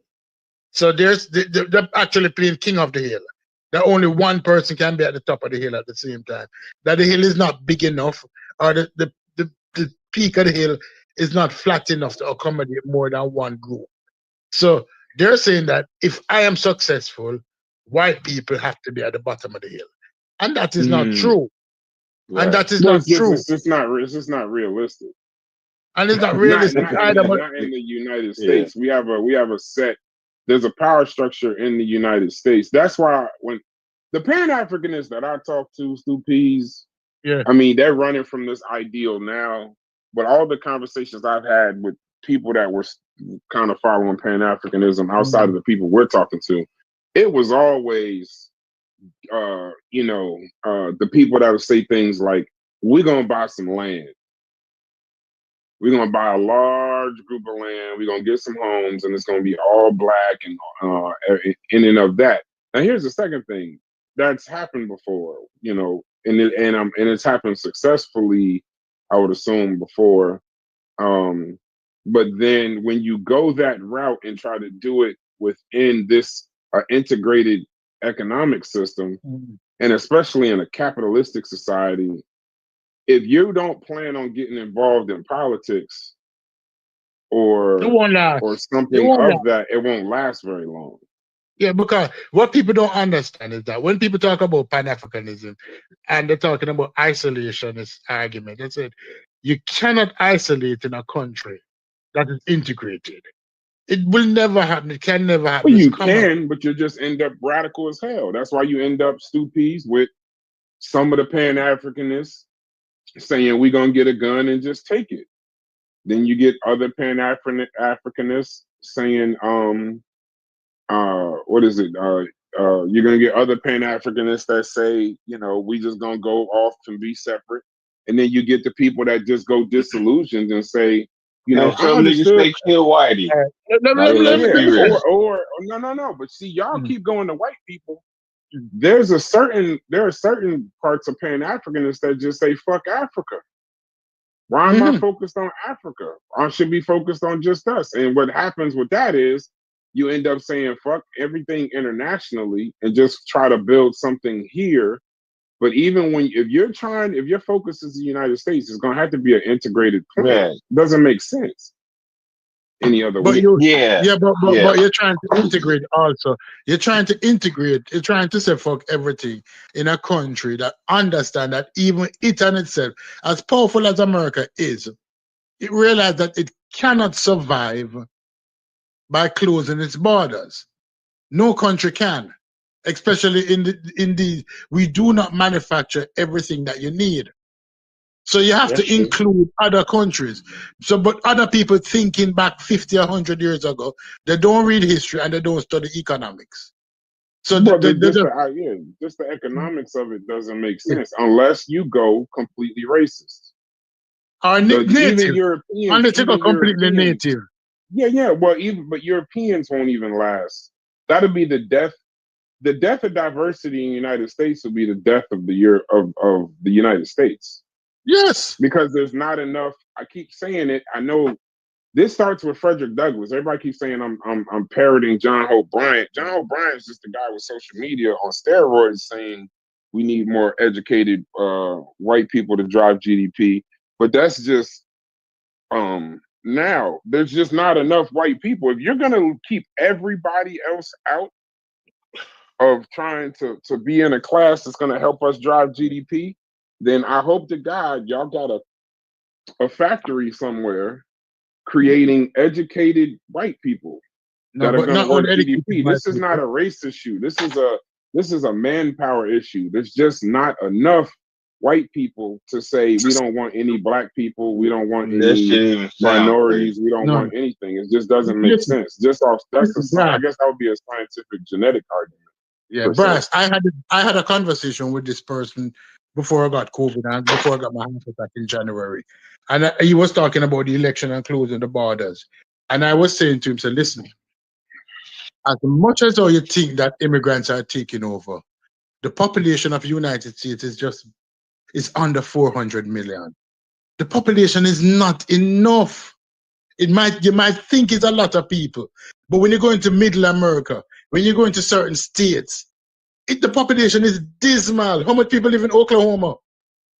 400 million people is not enough for what you want to generate everything that you think you need. It's not enough. It's not enough. Even China with 1 billion people now, and they're doing well, they realize that the population growth is not enough to sustain what they want to do. It's people run the world. Economy is like the water cycle. When you went to school, you studied the water cycle. How rainfall one place, evaporate, the trees take it in, they transpire the water, the sunlight, the evaporation for the water cycle to maintain. That is what economy is. It's like a water cycle. In order for it to maintain, a lot of factors have to go into it. And your population is one of the most important factors. Even if you do the math and the stats, companies that are ethnically diverse do better. Of course. Like by a lot, like probably about 20-25%. So you need if a company is even seen as being diverse and inclusive, you're gonna outperform your competitors. So you even like a team, just common sense. If you were trying to build up a company in the United States, having a diverse management team, a diverse power structure, even if the very, very top is European, but I'm talking about the decision makers, the boards, the people who are actually moving forth with the new ideas. If you got a diverse, United States is diverse. We're gonna go majority minority in the next 10 years. The minority class will be the majority compared to the individual European class, the white dominated class. So if you're not diverse at that point, you're gonna have those issues. But like that's what I meant by using Target as an example. When we did the whole boycott Target, we forgot that we were boycotting the black companies that got into Target. You're boycotting the people who bust their ass to get into these corporations, and then now you shut them out And then now, after a time, Target is still going to exist. It's just now Target's going to exist without those black creators, and now we start all over again. It's similar to Claude Anderson in Paranomics when he described the. I have very simple examples. That's why it sounds like I say them all the time. We were so thirsty to ride the front of the bus that we killed our own bus companies. We already had bus companies, but we wanted so viciously to ride the front of a quote unquote systemic white bus that we didn't pay attention. It killed our own.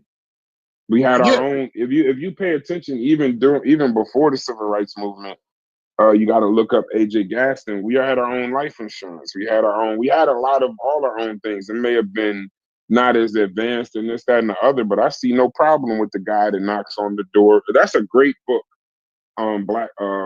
Black Titan by A.G. Gaston, where he talks about the beginnings of the Black life insurance, the guy in the 40s and that was knocking on the door and collecting quarters from everybody and making sure everybody was buried, and when somebody died, there was money left for them.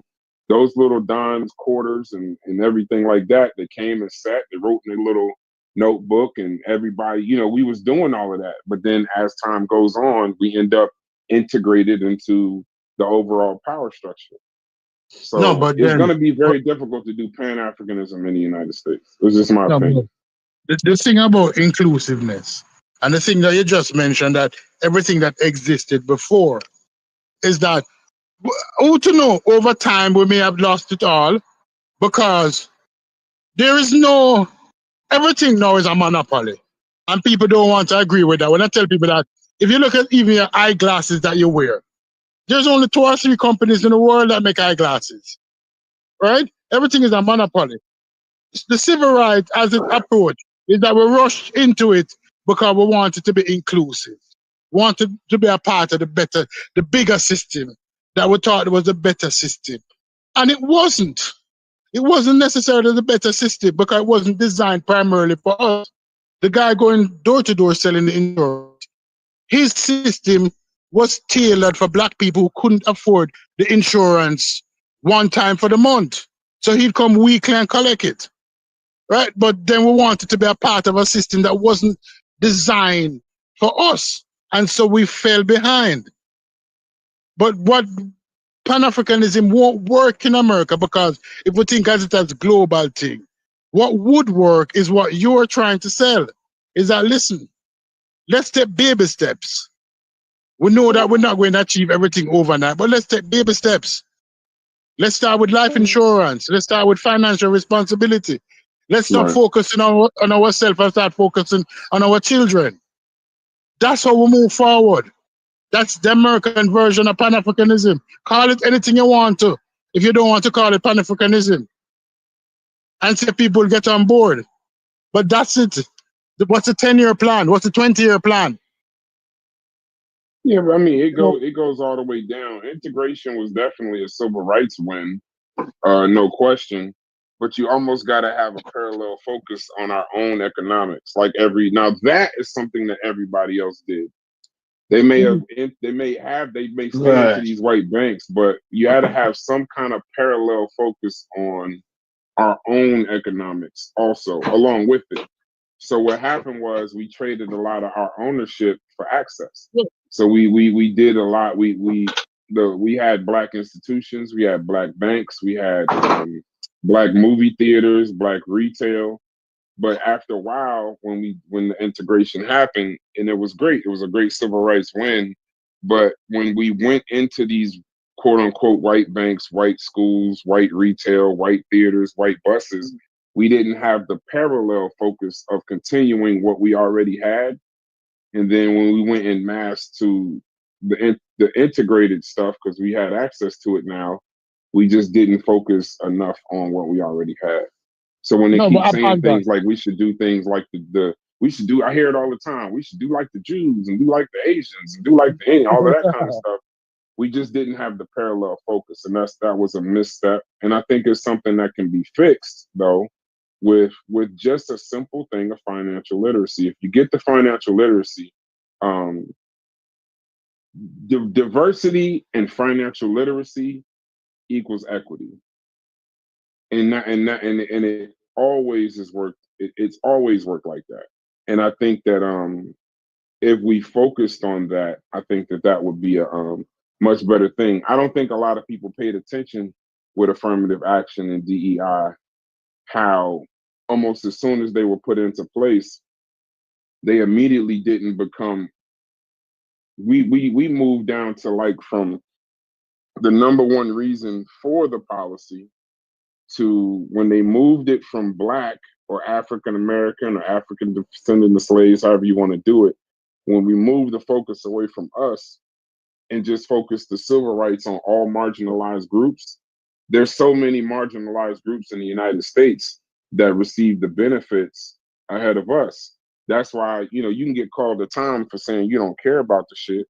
But when I see that women become the most important winners in DEI and affirmative action and handicapped and LGBTQ, yes, we all win, but without that parallel focus on our self-sufficiency. One of the things, if you ever want to drive me away, Stoopies, from any kind of conversation about anything, once I see that we're not really focused on, we can most certainly participate. That's why you go get the LLC and you participate in the banks and this, that, and the other.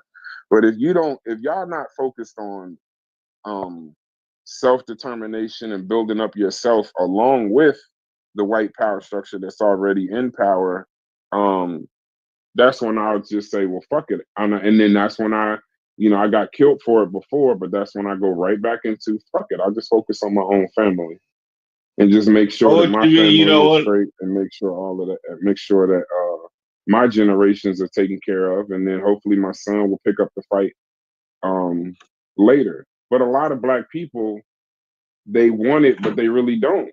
This is a fact. This is. I hear the excuses. We don't have enough money. Yeah, you do. Motherfuckers got pets. Motherfuckers got flat screens. Motherfuckers got brand new cars, Jordans. iPhone, every iteration of the iPhone, you got the finances to do it, but you get caught up in the power structure and mix the fuck up to where you stop focusing on yourself. So that's why I try to focus on, if you ain't being self-sufficient, I don't even want to be around you, to be honest. And that's when I tend to be like, you just talking shit. That's why I'm not a person you're gonna get a lot of excuses for us per se. Because we can do a lot of shit. You want to go fast, you go alone. But if you want something that sustains, you go together. I don't think I'm saying anything that radical. It's just, when I hear Pan-Africanism, fucking great, amazing. But I'm not no longer,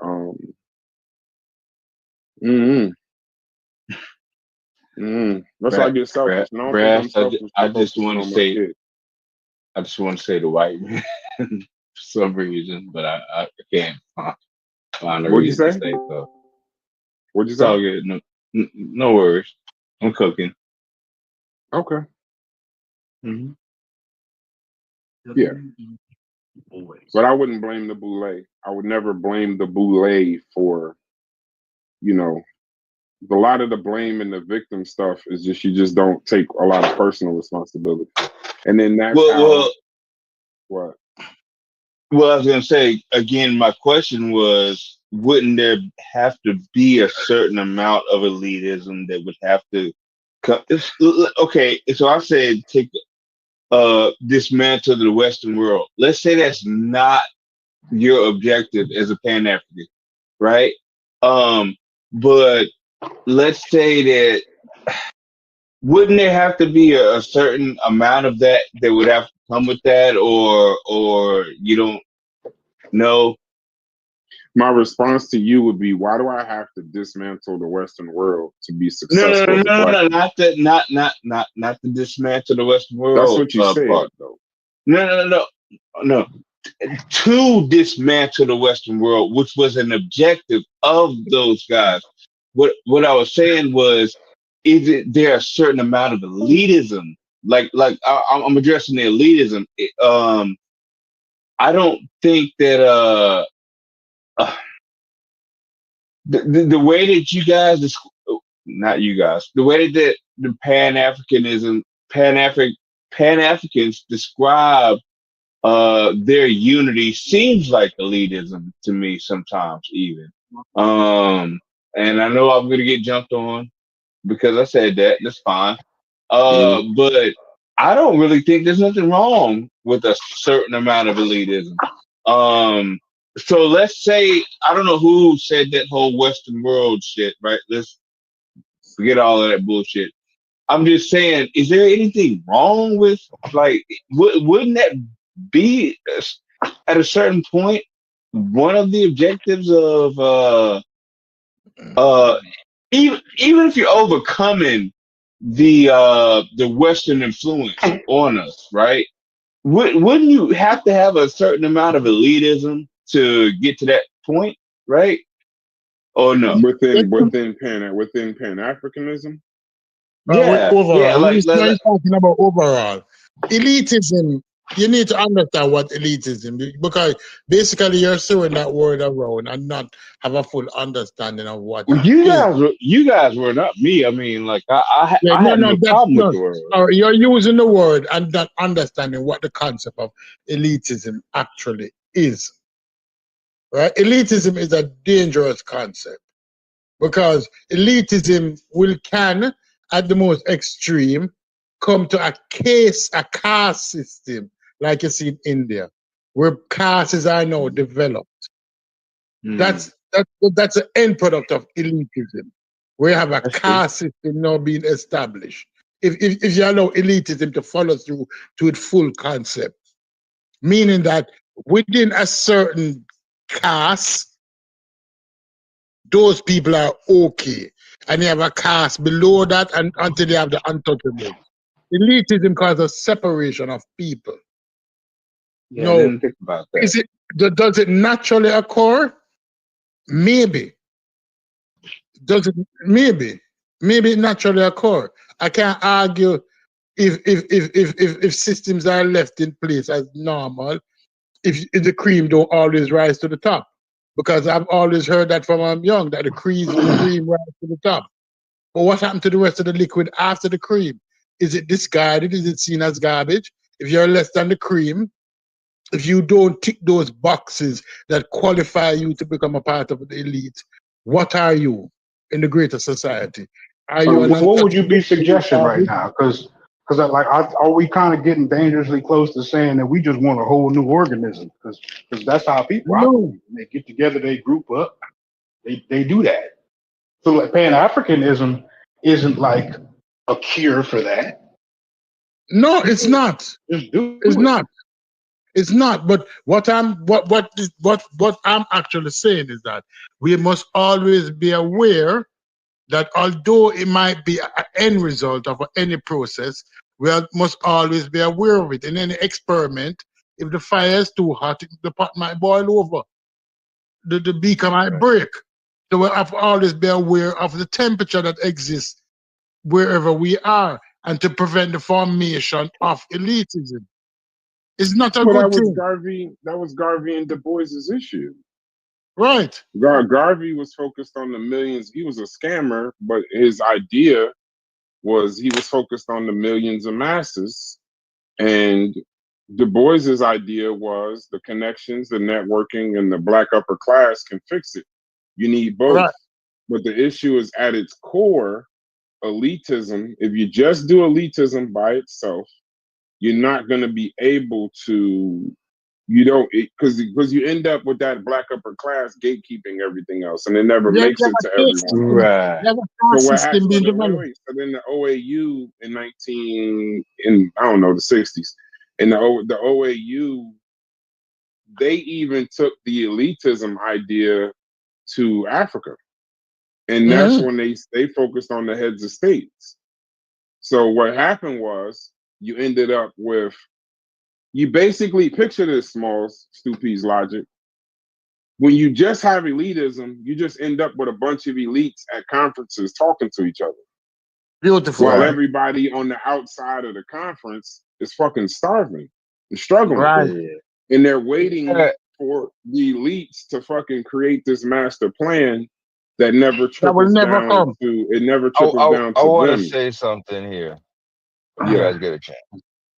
go So ahead. we came full circle because I've been listening for a little bit. So first thing, Brass, you Yeah, told your story of how you got into Jack and Jill, right? yes, Correct me if I'm wrong. You did not come from money. no, Okay, but you ended up in this elite organization, yeah. My quote father unquote. joined. My father got involved with politics. Oh, through your We okay, weren't rich. He just got in. You know, he got people elected. He worked with judges on their campaigns. He worked with ministers to build churches. He worked with local mayors, local council people, local aldermen, and Yeah, okay, he got I'm involved through early there, generation Jack and and then Jill. once he got into the networks and the connections, the money came. so he ended up with good finances, Yeah, and thus you ended up. So you didn't grow up poor after a certain point, I guess. uh, I would say from seventh, sixth, and seventh grade on, our life changed. But my father had been working. I have a lot of brothers and sisters, so that's after a long time of working and connecting. And so around sixth or seventh grade, maybe I'll even stretch it out to my freshman year of high school. I knew by the high school that I went to, something fucking changed because I was getting shit that none of them got. None of my brothers and sisters got, and I was the youngest child. Okay, but all your brothers and sisters ended up getting an education. You said also. Yeah, we education was a foundation of our family. So Okay, college, poor or otherwise, college was always the end game for all of them. right, It's right. just over time when for me though, it wasn't they were public school to college. I was private school, Catholic private school to college. Uh, And then my parents' real estate acumen switched up everything. So then now my sisters and brothers who were going to college, in college, their life changed because now you're looking at more advanced degrees um, and different financial literacy to where it just trickled down. okay. The reason I'm asking, just to Hmm. get clarification, is to show that your family made that leap. So Yeah. I agree with you guys because even when we were talking about the boule earlier, right? The quote Hmm. unquote boule, right? I was saying that if they become exclusionary, right, to where Hmm. they are separating themselves from lower classes, poorer people, not Yeah. trying to put a hand out, I'm not for that, right? Right. If their organization to benefit their members, also you help poor people, don't look at yourself, because I don't believe in that personally. I don't believe that. I don't even like saying people are smart. I just feel that a lot of times we get certain opportunities or certain luck or whatever that allowed us to get where we are. But it's Yeah. To not keep that a guy that's in the hood couldn't doesn't have the brain power to do it with the right no, you just don't environment have the and all that stuff. connections. You don't have the The connections to the connections, all network. that, You get right. completely locked out. What happens? I've always said is access. If you don't have the access, you can have all the capital in the world. You just won't get into the rooms.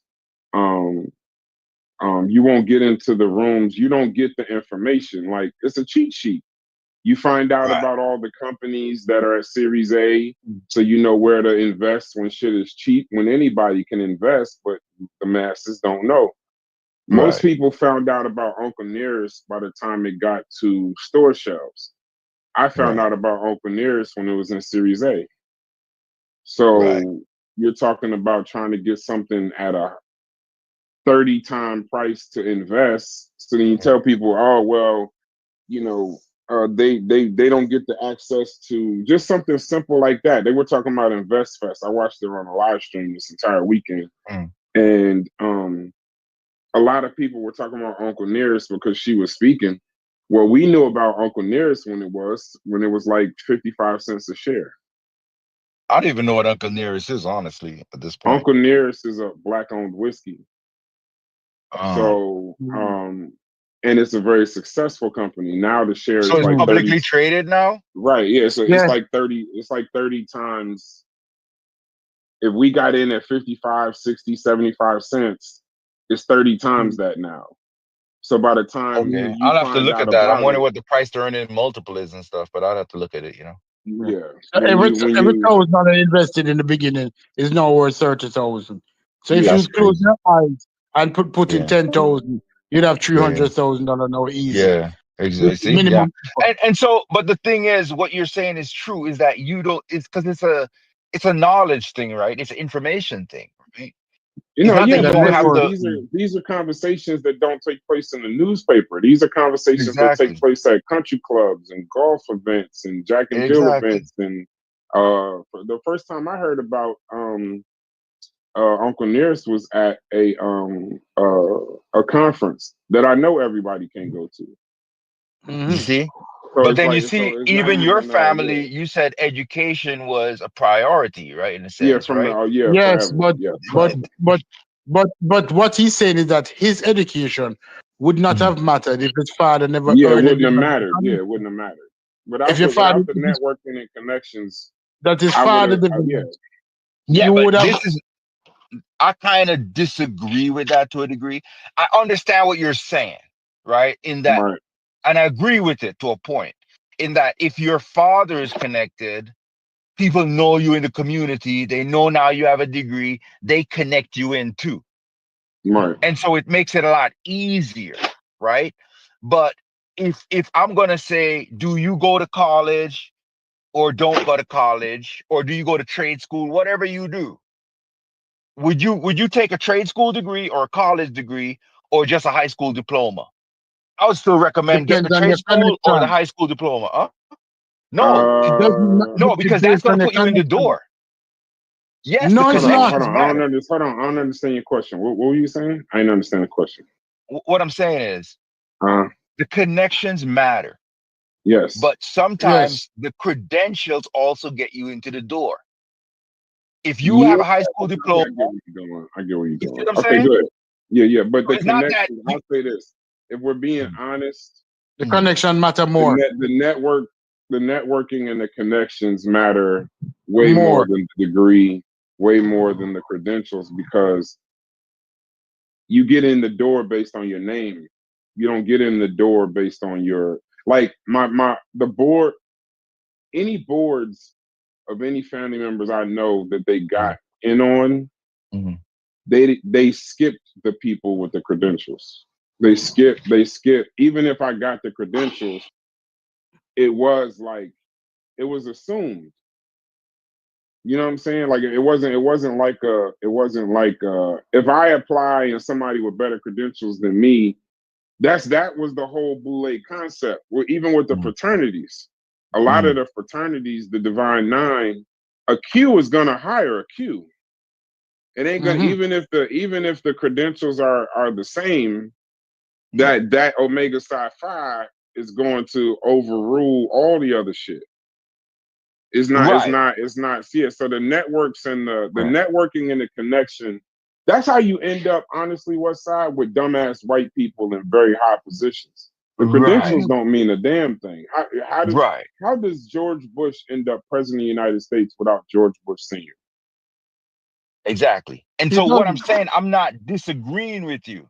Right. I agree with you that because I see it happen in my own life. I Uh-huh. know people that get certain positions. Sometimes they don't really have connections per se, but they met someone on a golf course or they met That's a someone on a connection job. though. That's a That's a connection. connection, West Side. Right. But I'm saying when I say a connection, it wasn't like they knew this person prior to a certain point, right? They ran into this person. This person has some connection to them in some way, whether it's the same race, whether it's the same, they Right. play the same sport, whatever it is, right? And this person has a certain job has a good position, and they pull this person in with no credential. And this Right. person works their way up into the organization over time. They learn the processes, right? And Or so they just get a check. You understand that part too, right? that happens too. But so I Yeah. agree with you that the Right. your network is more important Right. than is more important a lot of times than the credentials, right? But what I'm saying is I just don't want people to negate or discount the credentials too much at the same time, right? Oh yeah, no. Because I feel like the credentials can also get you in the door because they can't hire everybody just out of their own network, right? The Because we all credentials members can get organize. you in. I'm gonna give you a little bit of clarity to your statements. Credentials can get you in a door. Networks and connections can get you in the door. And Right, then get you up. Right, right. that's a difference. Like, yeah, you can get on the board of with something with credentials versus another person with or without the credentials can just get into the door. Like for example, with I use Uncle Nearest because that's the hot topic of the time. You wouldn't know when they were and you wouldn't know exactly when they would be taking you can't get in, you wouldn't even know. Even like for example, you can meet somebody on a golf course and they start talking to you this that, and the other, but you'll get into a door, but you won't get into probably the door that can help you 30x times what getting in that particular one is, because that's kind of reserved for other shit. Like Jack and Jill, the Jack and Jill events, we like for example, we had a Jack and Jill college tour, and we had a Jack and Jill uh, um, uh, job fair per se. But the job fair being offered at the Jack and I did that in my, you could do that in a public school. You could do both of them things. You go on a college tour with your school and a job fair at your school. But the one in Jack and Jill is a little different. It's like it's that college tour. We're talking about admissions, grants, um, um, shit that where you're talking about whole tuitions being paid for, and the kid ain't that smart. But the kid's last name is XYZ. The kid's parent has donated XYZ. The kid just having this person go to this school, or for example, or just 15 other last names have graduated from this college. It's the black version. It just happens. Right, right. And that's what It's I'm saying. like Like there is a difference. Like the Jack and Jill job fair, these are sign on the dotted line internships. We're setting schedules, not hey, fill out for this. Or I've been to both, and it's a difference. It is a real, even in the country clubs, even the quote unquote black country clubs. There's certain black country clubs that I can't. As a matter of fact, the majority, because I'm just now learning how to play golf and shit like that. There's certain black country clubs that I couldn't even possibly try to apply to. Like the same thing happens. It's levels to all that shit. It's Right, levels. right. And so, like I said again, go ahead, Sufi. no, what I'm saying, it is good that when you have an educated class, but the thing about it is that what you need to promote is what degree you will be getting. Because if you get a degree in finance as a black person without connection, you put yourself at a disadvantage. But if that same person who instead of doing finance did medicine, some doors will be open for them because of the degree that they have. And then their children now will have a step up as a result of what degree they took. The generation that excels, the generation that get qualified might not be the generation that it totally benefit.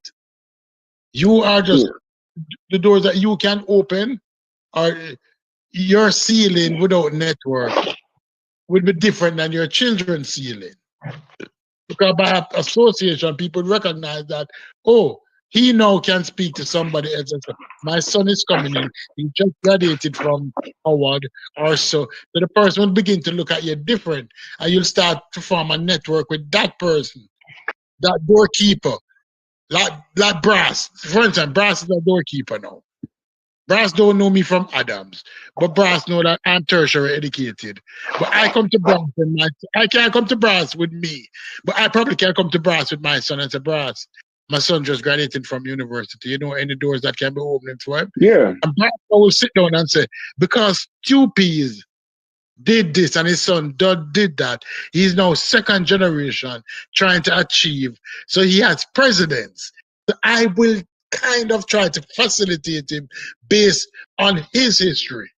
That the son is now coming out of college. The son is not the first generation coming out of college. The son is the second or the third generation. So I will try and open a door for him. That is how networking work. Sometimes Yeah. you're not the beneficiary, but your children are based upon what you accomplish and what they accomplish. Am I lying, Right. Brass? No, and that's why I say, or that's why I said earlier. And I don't want to make this about me, but that's why I was saying to y'all earlier. It's probably a harsh statement. Most people kiss and hug their kids, but they don't really love them. You know what I mean? Like they don't, they act like they do, but there's situations that they could put their children in. But most people, not black people, just most people in general, they believe in something they can see, something that's tangible. They don't think, and even in wealth, the wealth game really is not even a your lifetime kind of game. You're playing more once you kind of understand wealth a little differently. Wealth is more, you gotta have your kids on the same page, because in order for it to work and for it to stay in the family and for it to be something that's generational, your kids have to pick up that mantle and keep going. That's why they say soft times make terrible kids and hard times make great kids, because they're doing it because they're fighting. You're either doing it because the generational wealth is now residual. It's just going to happen. It's like on autopilot. Certain trusts are going to kick in. Certain things is in this person's name. Some of your children are just going to be rich way before they earn it. And then other situations are, you put an asshole in position. You didn't really pass the generational knowledge. You passed down the wealth, but you didn't pass around the your child ain't thinking about his grandkids.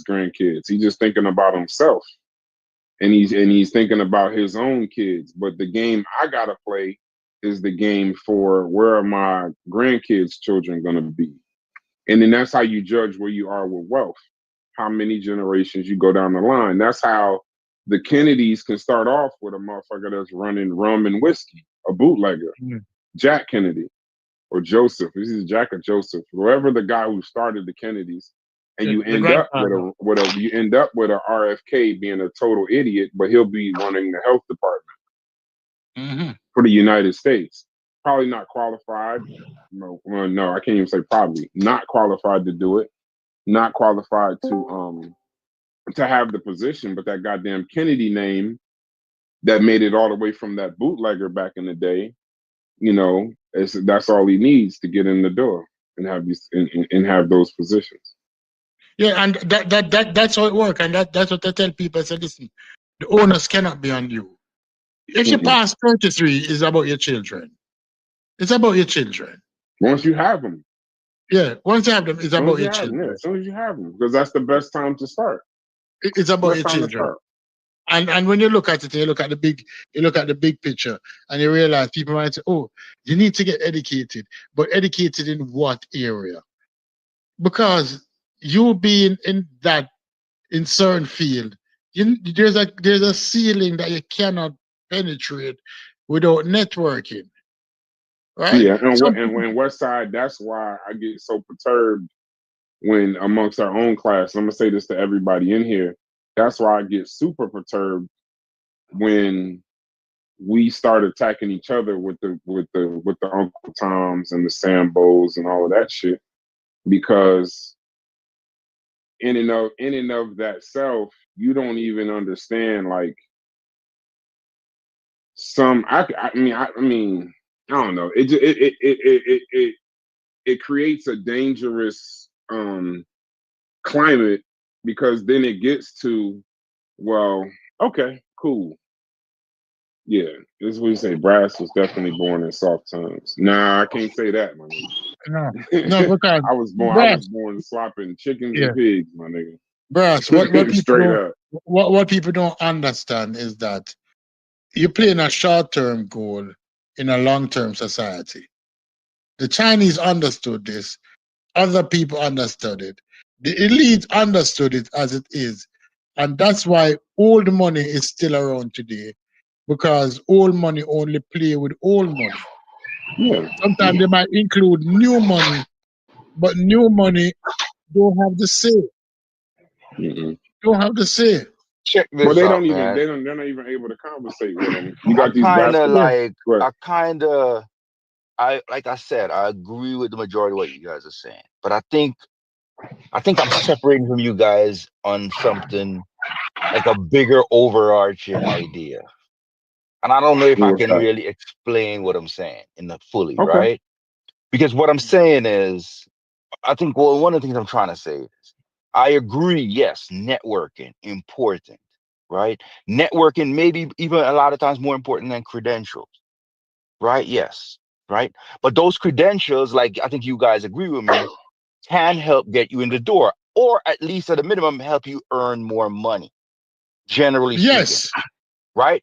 Yes. Yes. And so, two P's, you said your kids now can build off that potentially because you made more. They might get into certain areas, right? Even Brass's story is No. showing that you can go from one place to another place within a generation.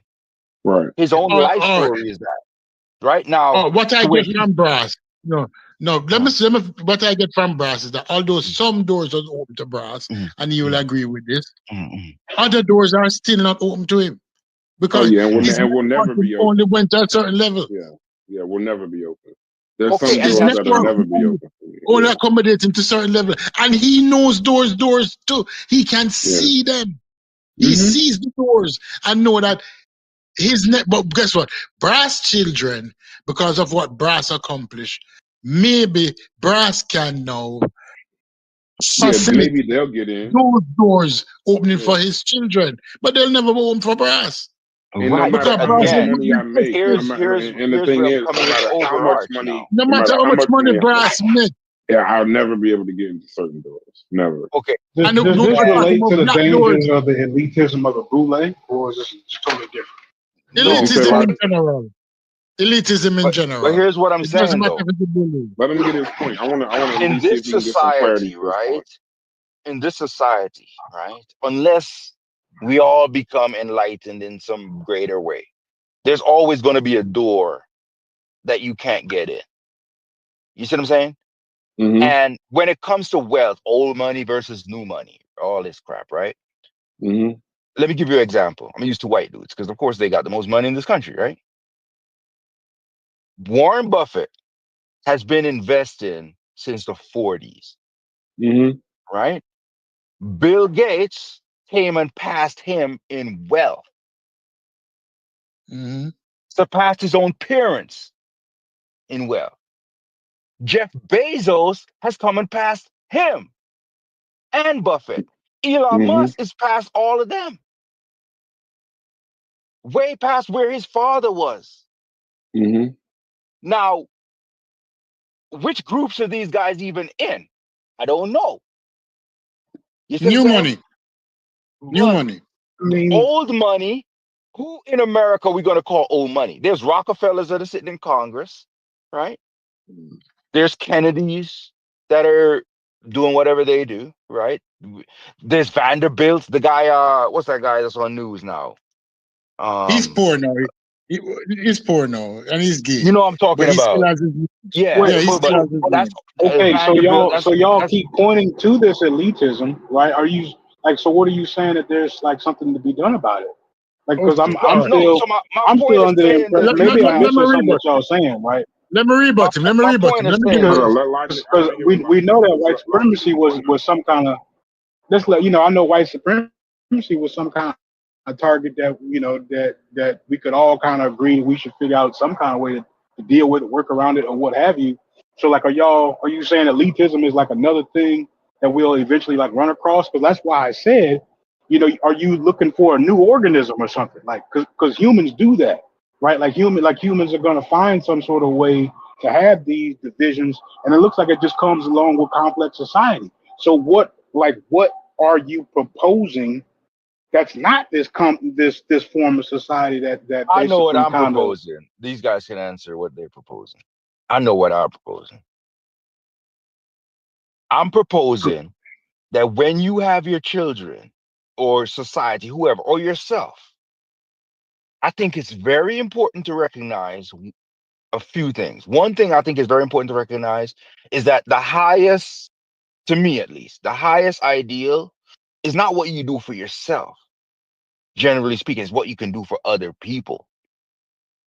And not to look at yourself as anything special. You're just like anybody else. You just got lucky. And one of the first persons I ever heard say that about luck is that Warren Buffett. He said his sisters are smarter than him in a lot of ways, but because he was a man, he had more options. He said he was lucky to be born when he was born. He was lucky that he had a dad that he had, and his dad was an investor also, right? He had a granddad talk that had about a elitism store. right now.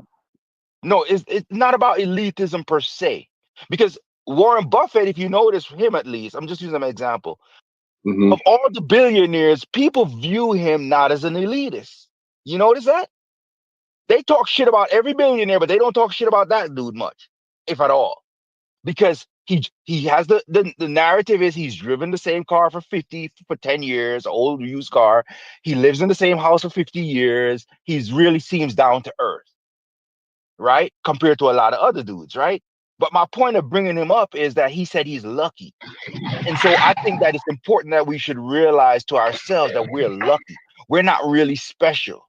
We just got lucky. We got born at a certain time. We had the parents we had. Maybe our parents weren't That's what poor, they're whatever it was. proposing And so as. when you know you're lucky, then hopefully you leave the franchise open or you look back and try to help more people to get But to that place. Hopefully. I'm so sorry that you fall into the image that Warren Buffett portray nationally. Yes, he does still live in the same house, but Mhm, you don't. But guess what? He doesn't talk about his other houses worldwide. His mhm, mansion, French Riviera. He doesn't talk mhm, about that, or he doesn't talk mhm, about his planes or his cars. He lives in the same house, but he has access to his own private jets. Jets, I said. And you can mhm, research it if you don't believe me. That the mhm. facade that he puts on, that he still lives in the same house. He does. But he does not tell you about the No, other I, things I, he owns. I asked all about No, let me an finish like speaking, an please. economy or No, no, no, somewhere no, where no, let this me finish speaking. I'm gonna Let get me to finish. that when I Yeah, talk yeah, my yeah. No, Let me my well, finish. I rebel was piece. answering 1 second. I was answering your question about what can be done in terms of this elitism. And I'm saying that if you recognize that you're lucky, you're not really special, right? Then you can hopefully get rid of some of that elitism idea in your head and be more down to earth. But Warren Now, with the Buffett one, wasn't elite though. that would be no, That's what, that's relying the on the whole point. people no, what I'm Warren Buffett saying to is, wasn't give just up lucky. He their was an money. elite. He was an elite. huh? Warren He Buffett was. was an elite. No, I'm not saying he's not an elite, right? If Right. you turn a certain amount of money, No, I'm talking about he comes from elites also. He doesn't it's not Yeah, a he doesn't come from he's not a ground up story. His father was a US congressman his father was a congressman, right? Exactly. And and so what I'm saying and a is, stockbroker. and a stockbroker. And right. I mentioned that in my little spiel about him, right? Right. And so I'm not saying he's not an elite, but I also said that his image that he portrays, right? And of course, that's not a true, like the other brother said, it's not 100% true, the image he portrays, but compared to some of the other guys in his position, right? He doesn't roll like they do. Do You you see what know I'm who But saying? he taught does. Warren? But no, listen. Hold on. Ben You'll hear Graham. me say a lot of times West Side. Mhm. Most of these guys, the only difference is their public relations marketing campaigns. Right. That whole thing of how people see Warren Buffett, that's on purpose. That's not like because he lives that way. You also got to remember he went to Columbia.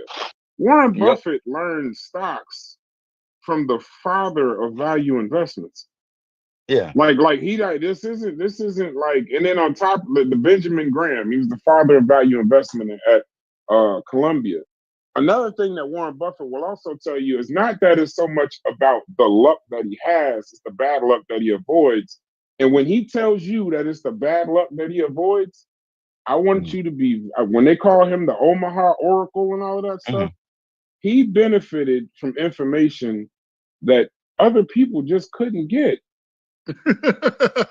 I'm Yes, I just don't being believe real. it. I'm being real. I'm talking about billions of dollars of money that he would. These are not. Benjamin Graham is like Michael Jordan of investing. So if like he says about his sister, But I by the get it. way, you know that he stepped away from Benjamin Graham's ideas, right? Yeah, yeah. Well, he had to because And because value investing wasn't going to go to the billions. So he switched his. He didn't go away from what he learned. He just switched the styles. But I want you to understand something. From early on, like from early on in his career, I read the same book you read. He's talking about his sister and all of that. He was in rooms that motherfuckers his age, no matter what, he was in rooms with people in firms and banks. He was in positions that he didn't. I mean, he He just had shouldn't no have right been in to them be in. fucking rooms. He shouldn't have been there. It wasn't luck. And that's access and networking. Like I'm not trying to dissolve or dissolute. And I want to get to Logic's point.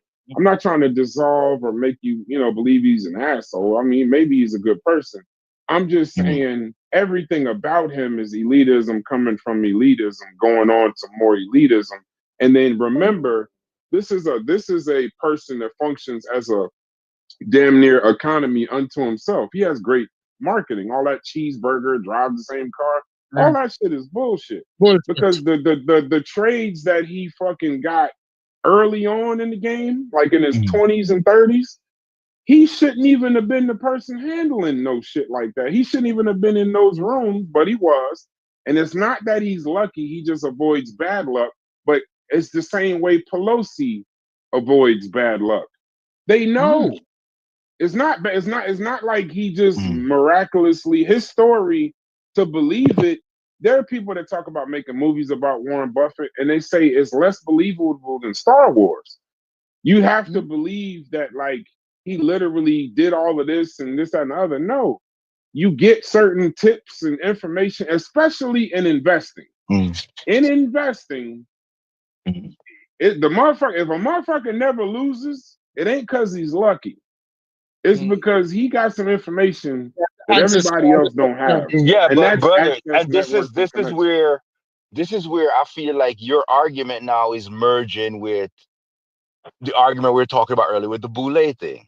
It's kind of come into this conspiracy realm, right? Because I don't even have to use Warren Buffett. You see what I'm saying? You got the guy James Simon. You see what I'm saying? Mathematician. Started as what, Renaissance Capital or whatever that is, and used algorithms to trade and was beating the market for years.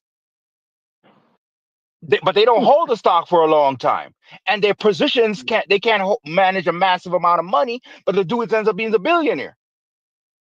Before he even gets there, he wins a math prize, some prestigious math award for some new breakthrough in math. I think he taught at Dartmouth or something. You don't even have to use him. Bill Gates, his dad was a lawyer. So, of course, I'm not saying these people were dirt poor. Generally speaking, you're not going to find someone dirt poor rise into that level like that. But these people are like middle class people, upper middle class people. They had access to certain things. If you read the book Outliers, it talks about some of this luck. It's not even just Warren Buffett talking about luck. All them guys that started out in Silicon Valley, they were all born within about 5 years of each other. Your Bill Gates, your Steve Jobs, the guy that starts Sun Microsystems, all these guys, they're born right about the same period of time. Right when the computer is coming up. So in their formative years, the computer is just taking off. Bill Gates, he goes to a private school because his dad is a top lawyer in Seattle. The school has a computer that not even colleges have. Most colleges don't have it. Few of them have it. The guy at Sun Microsystems, his college has it, and he gets to work on it and builds out Sun Microsystems. So right? when do you think they knew that the tech industry was going to explode versus the average person knew that the tech industry was going to explode. Okay, 20 years they know before. it. They know it because they have access to the things that are going to the cutting edge Right. material. And so that's what I'm saying. That's what I'm saying. It's luck in a sense. He's It's born not in this. luck. I It's think not it's luck. luck. I No, no, think No, listen, you I'm see, gonna hear what he's saying. oh, 1 second, brother. It's not. I'm not saying it's 100% luck. That's not Hmm. what I'm saying. I'm saying there is some luck in there too, because he was Well, born at a I certain period of time. won't deny that. You were born in a certain place. You He's were born born in a as a certain period man. You in a were certain born place, European. Yeah, I get yeah. that part. I'm just all this saying stuff the in a certain success part. country. Yeah. I get that part. But then hold You get on. what I'm saying? But And then then now, on with top of that, that, now Bill what are Gates, for the instance, he has. connections? But what are the connections that keep Warren Buffett out of jail? What are the connections that when Microsoft was about to go through a fucking monopoly trial and damn near lose the whole company, that like there's certain things that keep that train going versus what's the movie with Leonardo DiCaprio where the guy went to Wolf of Wall Street. where the guy the Wolf of Wall Street. Street, right? Right. Then that guy, even in his story, I like his book is amazing because he kind of confirms to me that like everybody's fucking cheating. Of course. Everybody's lying. Everybody's getting inside information. I don't agree with that. They just catch the guys that they want to catch. I don't If agree you're with in that. if you're in investing, it's very hard, pause, to just be like a fucking Savant. just a shooting star. And even when we talk about Bill Gates, we can't negate the fact that he created Microsoft, but we also can't negate the fact that there's rooms that even he can't get into. Like Elon Musk, for example. Elon Musk's a fucking genius of this, that, and the other, richest man in the world, blah, blah, blah. But even he thought he could buy his way into the presidency. And as soon as he got into certain rooms and he got into office, Trump started talking to that old money, and Elon Musk didn't even matter no more. I don't think that's what happened. No, I don't think. I'm not. I'm just That's not making. what I'm happened. just making a. I'm just What making a happened? speculation. I I'm get just what you're making a saying. I get speculation. what you're Yeah, saying. I'm just trying to give a correlation. That's all. But let's hold on, Westside. I get your point, but Logic been chomping at the bit to get his point out, and I just want you to understand. I understand your point, and I agree that there is some luck. I just know in my personal life, I guess I would be kind of biased, Westside. I know that my connections and networks have made it happen a lot faster, Supersede luck, a lot easier. For example, like certain boards and shit that my father's on, he don't even go. He don't even know what the fuck they do. He's just there. Like, you know what I'm saying? So like, and these are, and the benefit to being on these boards is you're just hanging around more people, getting more information, getting more. It's almost like they talk about in music now. You could tell it's hard to tell the difference. Now, back in the day, you could tell, but now you can't even tell the difference from the motherfuckers who made it versus the industry plants. Like, it's like the shit, it all seems the same now, right? So, it is a difference, but I'd like to flesh that conversation out more. But I won't deny that there is some luck.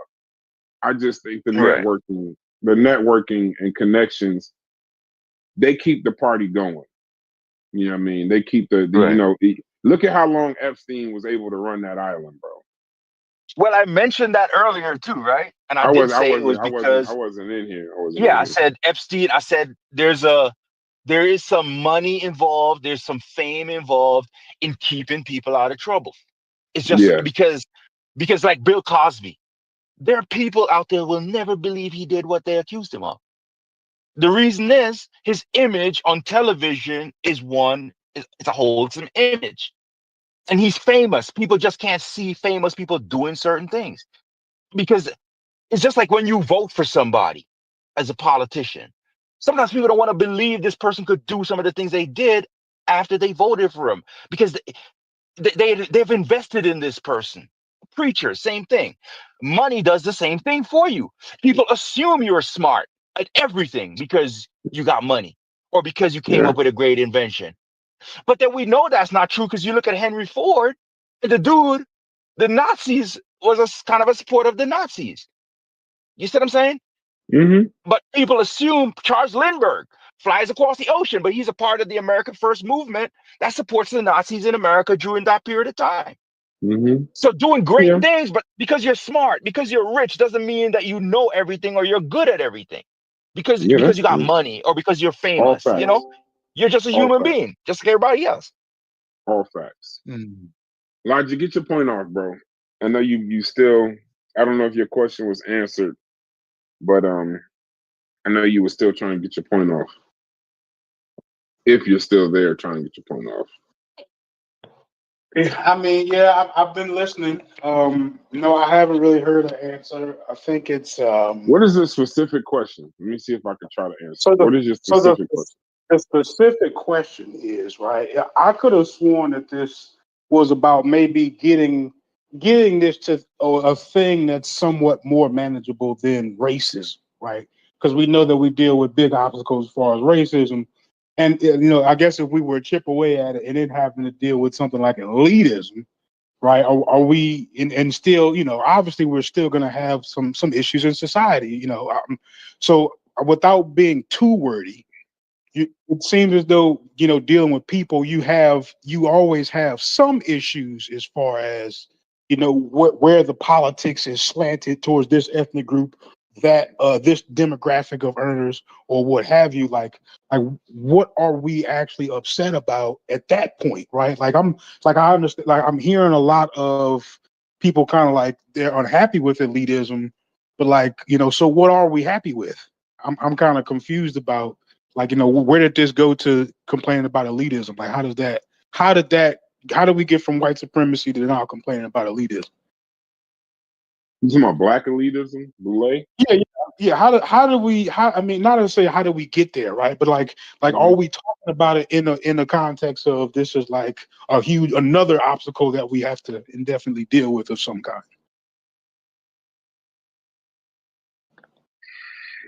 You want me to go first? I don't It would know. have, it's really not Chef or directed somebody. I towards don't. you, I I'm don't gonna know Brandon. go how to first. answer the question. Or It's maybe I'm really not not hearing. I because don't I'm hear a not question. I hear a statement. right. So that's the just question, but the question, the original question was, right, what are you proposing as an alternative to elitism, right? And I asked that because I don't see societies that are not separated in some form or another. That's why I kept giving the examples of it slanted towards this way or that way. But go ahead, somebody answer it. elitism is a byproduct of commerce. It always has been. Wherever there's commerce, there's always an elite class. And that class will always probably will get richer in most cases. But it will start with the Dutch that came to New York, the rich Dutch that came to New York and start businesses there. Elitism has always existed. The situation is that we have to put systems in place to prevent it from exploding because it has no conscience. The rich will always want to become richer. Rich people have no conscience. So therefore, you have to put systems in place. In the past, presidents has put things in place, laws to prevent monopoly, taxation. Those are the factors that try to control Right. the greed of the So right, elitism. right there, right. You said we got to put systems in place, and then you kind of started out with people just do it. You know what I'm saying? And basically, you really started out with commercialism, right? So you saying that we got to find a way to get rid of No, you can't get rid mercantile of it. It's pollution. controlling. You can't get rid of it. You'll never be able to get rid of it because it's built into the system. It's a byproduct of the system. It's like carbon dioxide coming out of an automobile. It's a Right. result Okay. of. So I don't disagree with you. So are we trying to get on board and figure out how we can use it to our advantage, or are we trying to dismantle it? What are we trying to do? Try to minimize its effect. That's all it has to do. You have to minimize its effect, or else it's going to become a vacuum, or a black hole, which sucks all the wealth out of a nation. Oh, okay. I So haven't you heard have to y'all talking about minimize its minimizing the effect. effects yet. Chef, do How you would you need the do that? channel? Do you need the channel, Chef? So you Yeah. You have to Chef, you minimize need your risk channel so you can go Hold elitism. on, let him talk Jesus. to Chef right quick. No, I just need to know if he, because we're still live. Just damn near 10 hours. Yeah. Listen off. I'm gonna end it so he can go live. Yeah. Go ahead. Yeah, because elitism is dangerous. Because elitism will